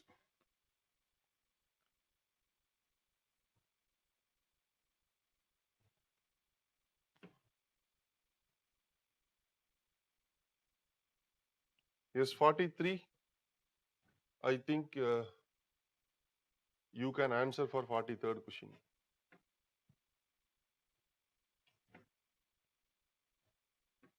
What is the Rio plus 20 conference often mentioned in news? Any idea? Answer is A, B, C, D.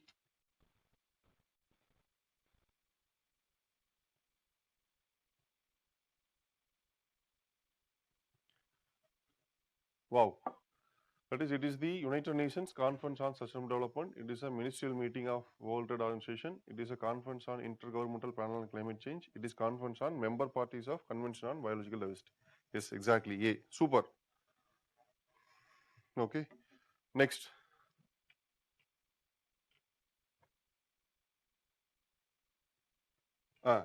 40. 40th question.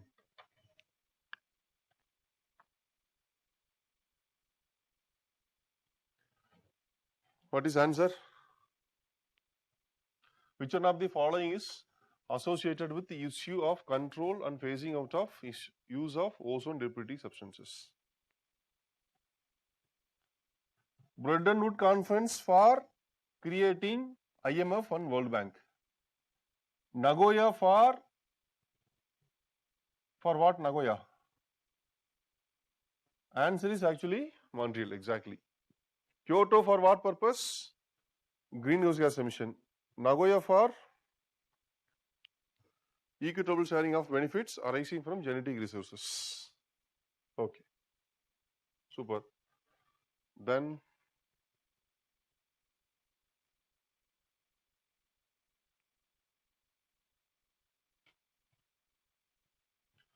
it is like the next one. Which of the following statements regarding Green Climate Fund are correct? It is intended to assist the developing countries in adaptation and mitigation practice to counter climate change. Yes, correct. And it is founded under aegis of UNEP, OECD, Asian Development Bank and World Bank. Not these much organizations. Next.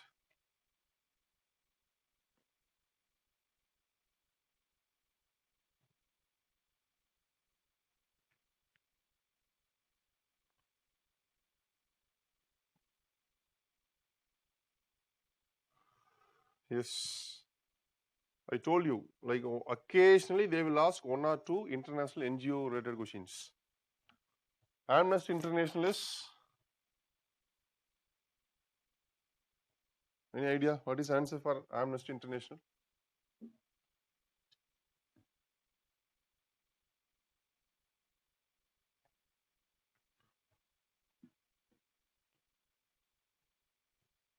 C, non-governmental volunteer organization. Someone texted B, C, B, Global Human Rights. Sivaranjani.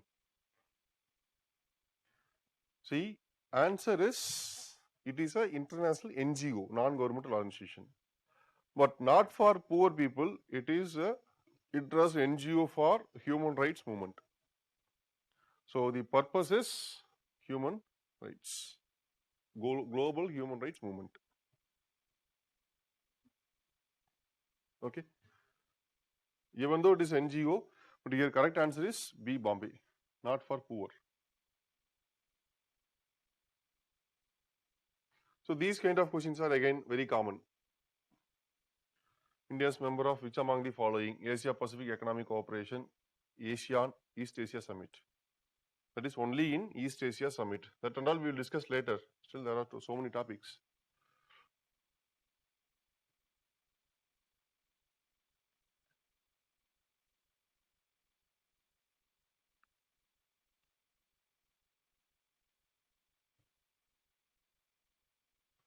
Next one, this, like in the Mekong Ganga Cooperation, an initiative of 6 countries, which of the following are not participants? See, mostly if they are asking any regional organization, and if it is not that much important like European Union and ASEAN, simply they will ask who are all members or who are all not members. Definitely you should know who are all members, who are all not members. Next, for example, with reference to Indian Ocean Rim Association for Regional Cooperation, consider the following statement. It was established very recently in response to incidents of piracy and accidents of oil spill. It is an alliance meant for maritime security only. Actually, the Indian Ocean Rim Association was established in 1990s, I think 1994, okay, during Nelson Mandela period. It was the dream project of Nelson Mandela. Okay, he only united all the Indian Ocean countries. And this one, its purpose is only for economic cooperation development, not for any anything related to maritime security. And it is, see, someone asked the question, sir, is it necessary to remember all the year? See, it was established in 1994, but here it is says that very recently. Okay, so in this way only they will ask question. They will not exactly ask year. So that's why I mentioned, like you should know approximately when it was established.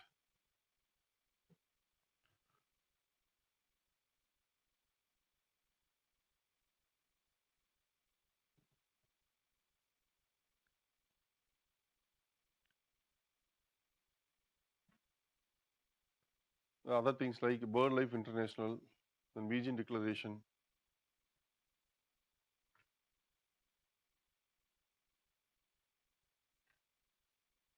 So you see, in 2015, this question asks, which one of the following countries of Southwest Asia does not open out to Mediterranean Sea?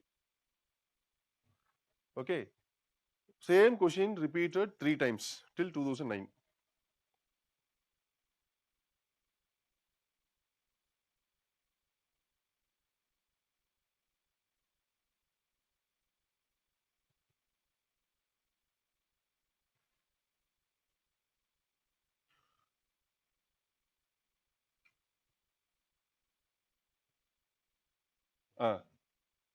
I think you can answer. This one we discussed in the first class. 88. Consider the following countries: China, France, India, Israel, Pakistan. Which among the above are nuclear weapon states as recognized by Treaty of Non-Proliferation of Nuclear Weapon, or commonly known as Nuclear Non-Proliferation Treaty? Consider the following countries. Who among the above are nuclear weapon states? What is answer?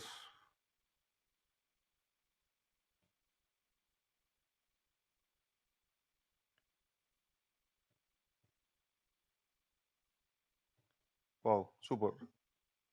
Oh my God, who is that? India, Pakistan, Israel.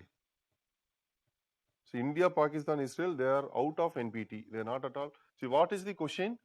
Which among the above are nuclear weapon states as recognized by Treaty of NPT? That is the question. So answer is 1 and 2. Only P5 countries are recognized as nuclear weapon states by NPT. Am I right?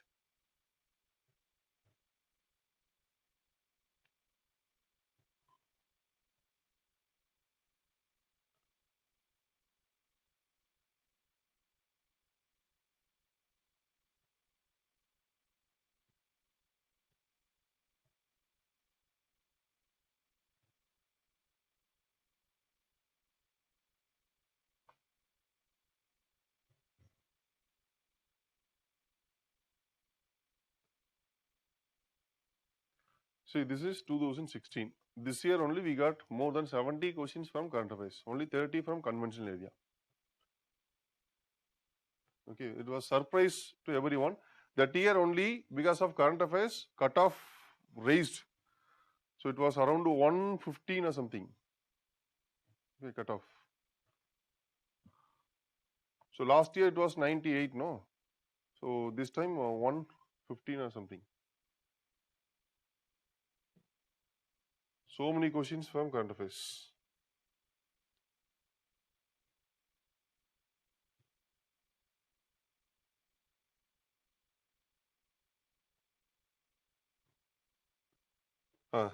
Sixth question, can you answer?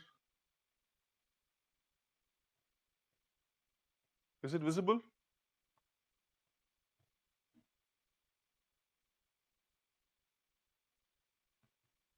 The term independent nationally determined contribution is sometimes seen in use in the context of pledges made by European countries to rehabilitate refugees from war-affected Middle East. Plan of action outlined by countries of world to combat climate change. Capital contributed by member countries in the establishment of Asian Infrastructure Investment Bank. Plan of action outlined by countries of world regarding sustainable development goals. What is answer?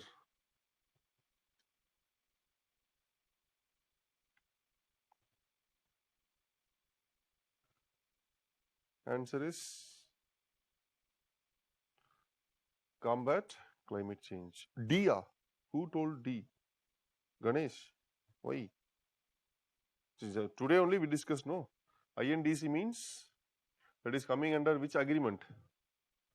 Paris climate deal, right? The purpose is to limit global average temperature at 1.5 degree from pre-industrial level. Again, 11th also international organizations question. In the context of which of the following do you sometimes find the term amber box, blue box, green box?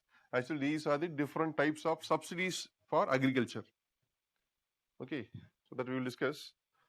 So amber box, blue box are different forms of subsidies. So it is coming under WTO.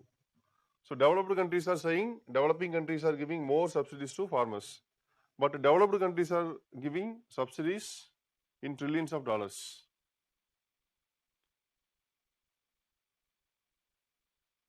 Okay, so this is also international organization.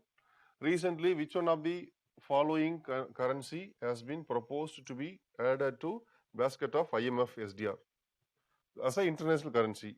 So answer is Chinese currency. Renminbi was recently proposed. The next one, 13. What is the importance of United Nations Convention to combat desertification? It aims to promote effective action through innovative national programs and supportive international partnership. It has a special particular focus on South Asia and North Africa, and Secretariat facilitates the allocation of major portion of financial resources to this region. It is committed to bottom-up approach, encouraging the participation of local people in combating desertification. Okay, so this one not yet discussed. We will discuss in coming class.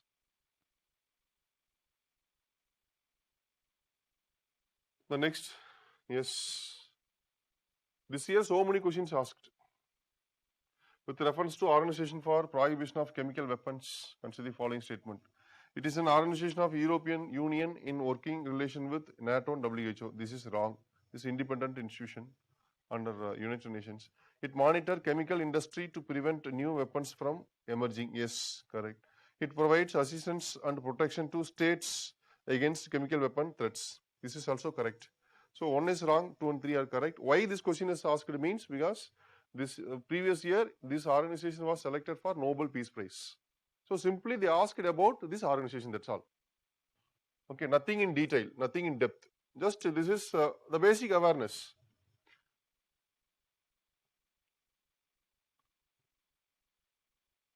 This one also related to international affairs. Community sometimes mentioned in news in the affairs of Kurds. They were in news in Iraq, Syria, that region. Madhesis, yes, in Nepal. Rohingya in Myanmar. So 2 and 3 are correct. First one is in Iraq and Syria.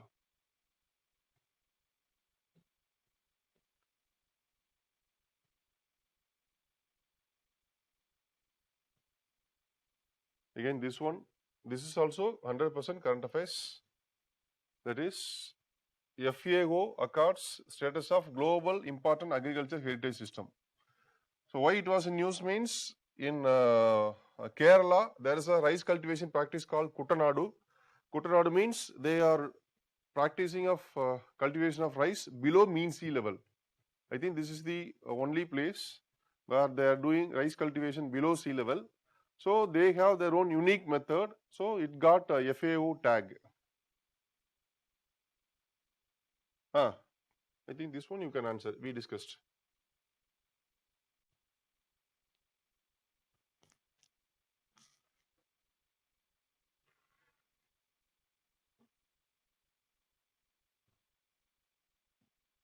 What is answer?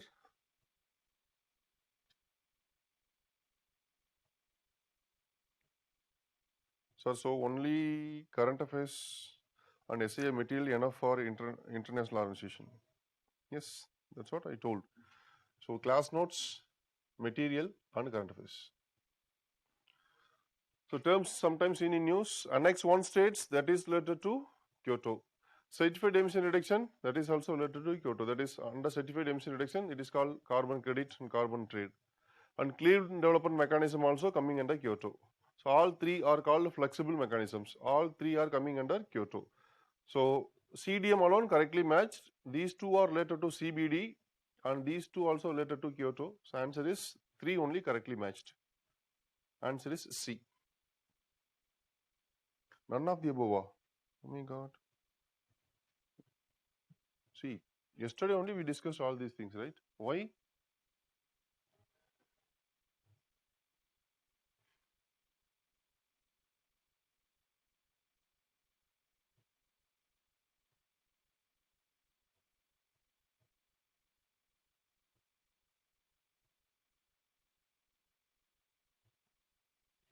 See, 37 again.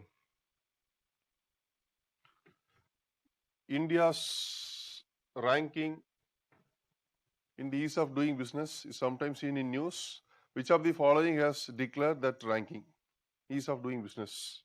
Okay, so reports and indices are very, very important. Definitely we will get 1 or 2 questions. See, question number 34, can you answer? This is actually common man question. Anybody can answer. There is no separate preparation for this. With reference to pre-packaged items in India, it is mandatory to the manufacturer to put which of the following informations on main label as per the Food Security and Standard Packaging and Labeling Regulations 2011. Okay, say for example, if you get biscuit packet, so what are the informations mandatorily to be given on main label?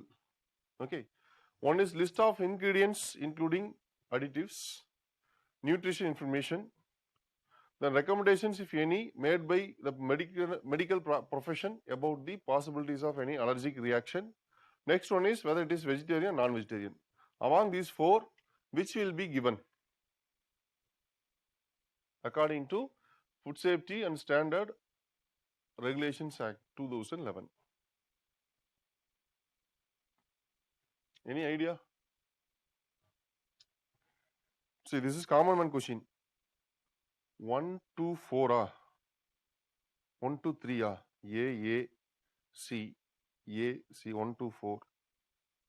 A, C, Kavita is saying A, Deepak is saying C, Sarmi is saying A, Arvind is saying C, 1, 2, 4, 1, 2, 4, 1, 2, 4, C, A, 1, 2, 3, 1, 2, 3.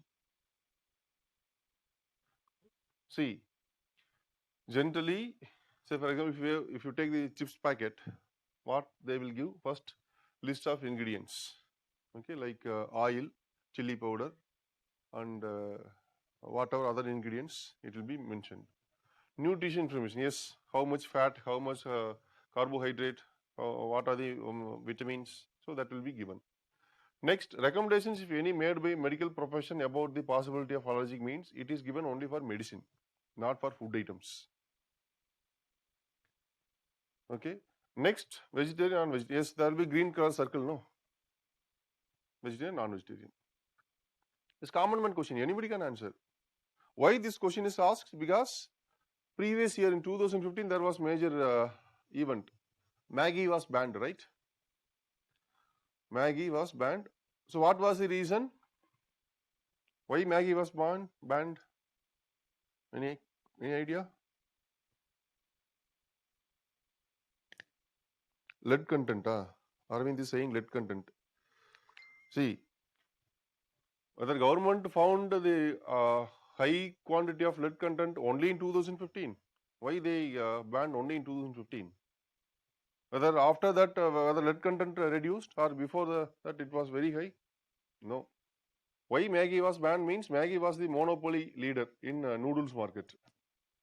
So our Babaji wanted to introduce his product.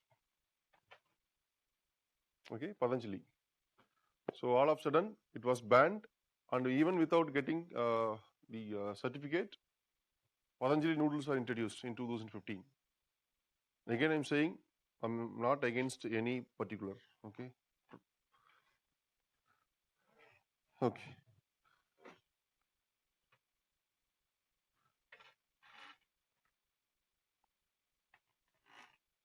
Okay. Next, so what are the other questions?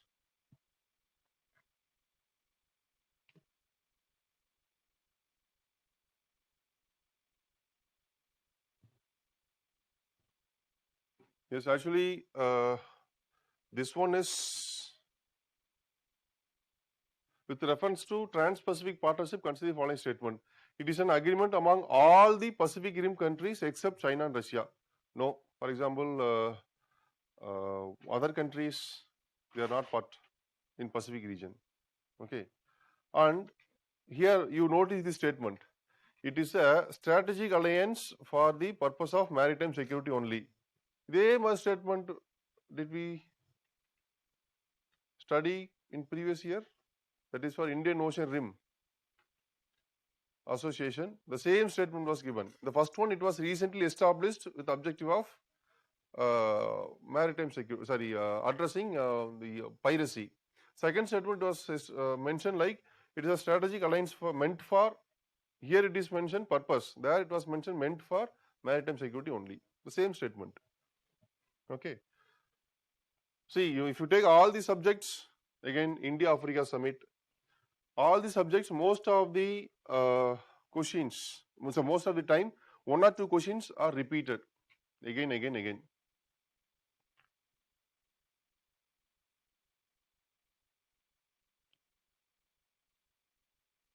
So, for example, Doctors Without Borders. This is often in news. This is actually again international NGO,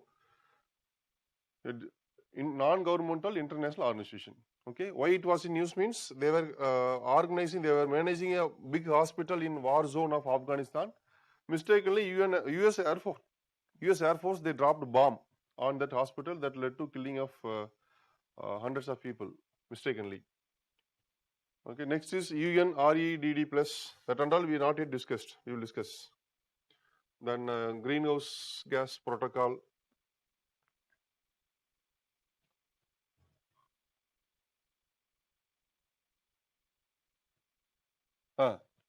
This one you can say answer for 57.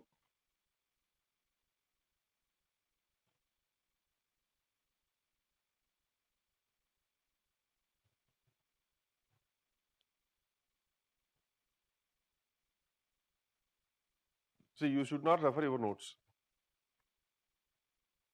Agenda 21 is product of which summit? That is with reference to Agenda 21, sometimes seen in news, consider the following statement. First statement, it is a global action plan for sustainable development. Second, it is originated in World Summit on Sustainable Development held in Johannesburg 2002. So this summit is called Rio Plus 10 Summit. But Agenda 21 is product of, any idea? Text me. Neither one nor two. Why? It is product of Rio Summit, exactly. Okay. So 1992, what are the other outcomes like CBD, UNFCCC, the discussion on UNCCD, Forest Principle, Rio Declaration and all, along with Agenda 21.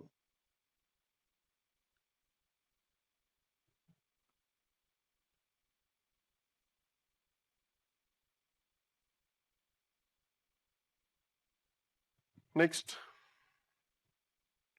the new development bank has been set up by APEC. Just now I told you. Fortaleza declaration is for what? BRICS. Why? For establishing new development bank. So new development bank is product of BRICS, not APEC. The headquarter of new development bank is in Shanghai. That is correct. So one is wrong, two is correct.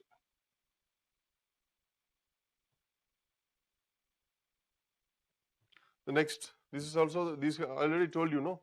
Which of the following is not member of Gulf Cooperation Council? So in Gulf Cooperation Council, all Sunni countries are members except Yemen. So here Iran is Shia. So they are not member.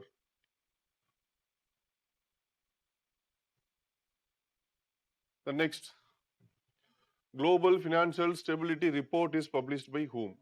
See, the reports and indices are very important.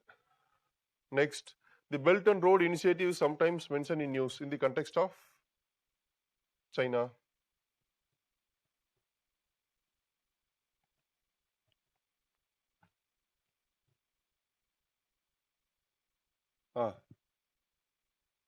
This one, the term Regional Comprehensive Economic Partnership, RCEP, recently India came out, right, from RCEP. So this is part of which group? ASEAN. Okay, ASEAN plus 6 countries.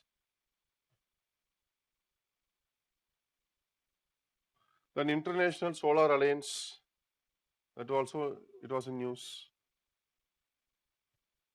See, this year, if you take most of the, again, European Stability Mechanism sometimes seen in news, and again, recently linking of which of the following river, most of the questions are, here 84, regarding DigiLocker sometimes seen in news.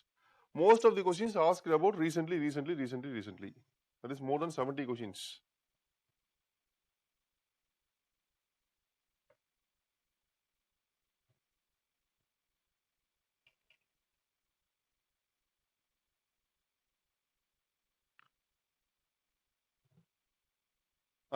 Please answer this. So this is last one. With that, we will wind up today. Can you answer this question?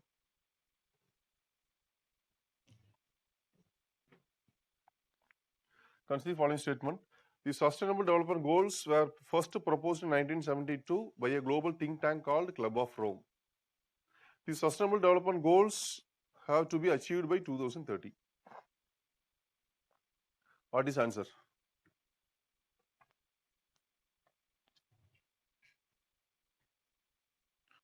Two only, B. Why first statement is wrong? Sustainable Development Goals were first proposed. See, proposal is different, declaration is different. When it was proposed first, then when it was declared? Proposed in 1987 Brundtland. Oh my God. Concept of sustainable development is different. Sustainable development goals are different. Today only, around 9:45 only, I told you, in the place of MDG in Rio Plus 20 summit in 2012, sustainable development goals were proposed. Previously, 7 goals, now we have 17 goals. Previously 8 goals, now 17 goals. And declared in 2015. See, today only I told you, now you are saying it was declared in 1987. Why? Then again, 97th question, this last question, with that we will wind up. With reference to agreement at UNFCCC meeting in Paris 2015, which of the following statements are correct? Clear Ilya? Namaka. Is it visible? Video is blurred. Okay. I will read question, no problem.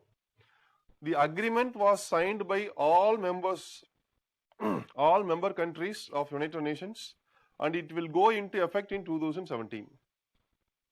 Next, the agreement aims to limit the greenhouse gas emission so that the rise in average global temperature by end of the century does not exceed 2 degrees centigrade or even 1.5 degrees centigrade above pre-industrial level.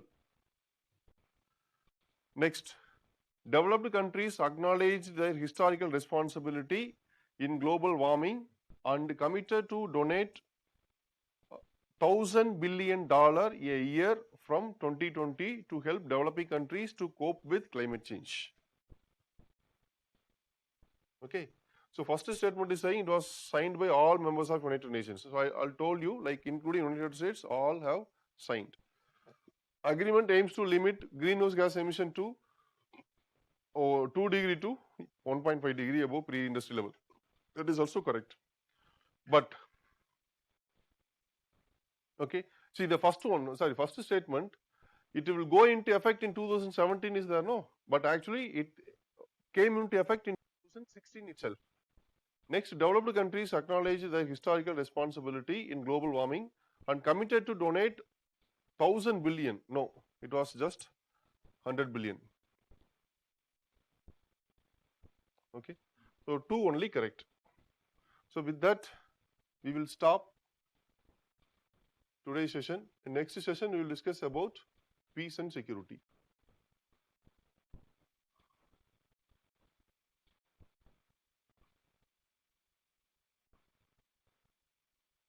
Okay, thank you.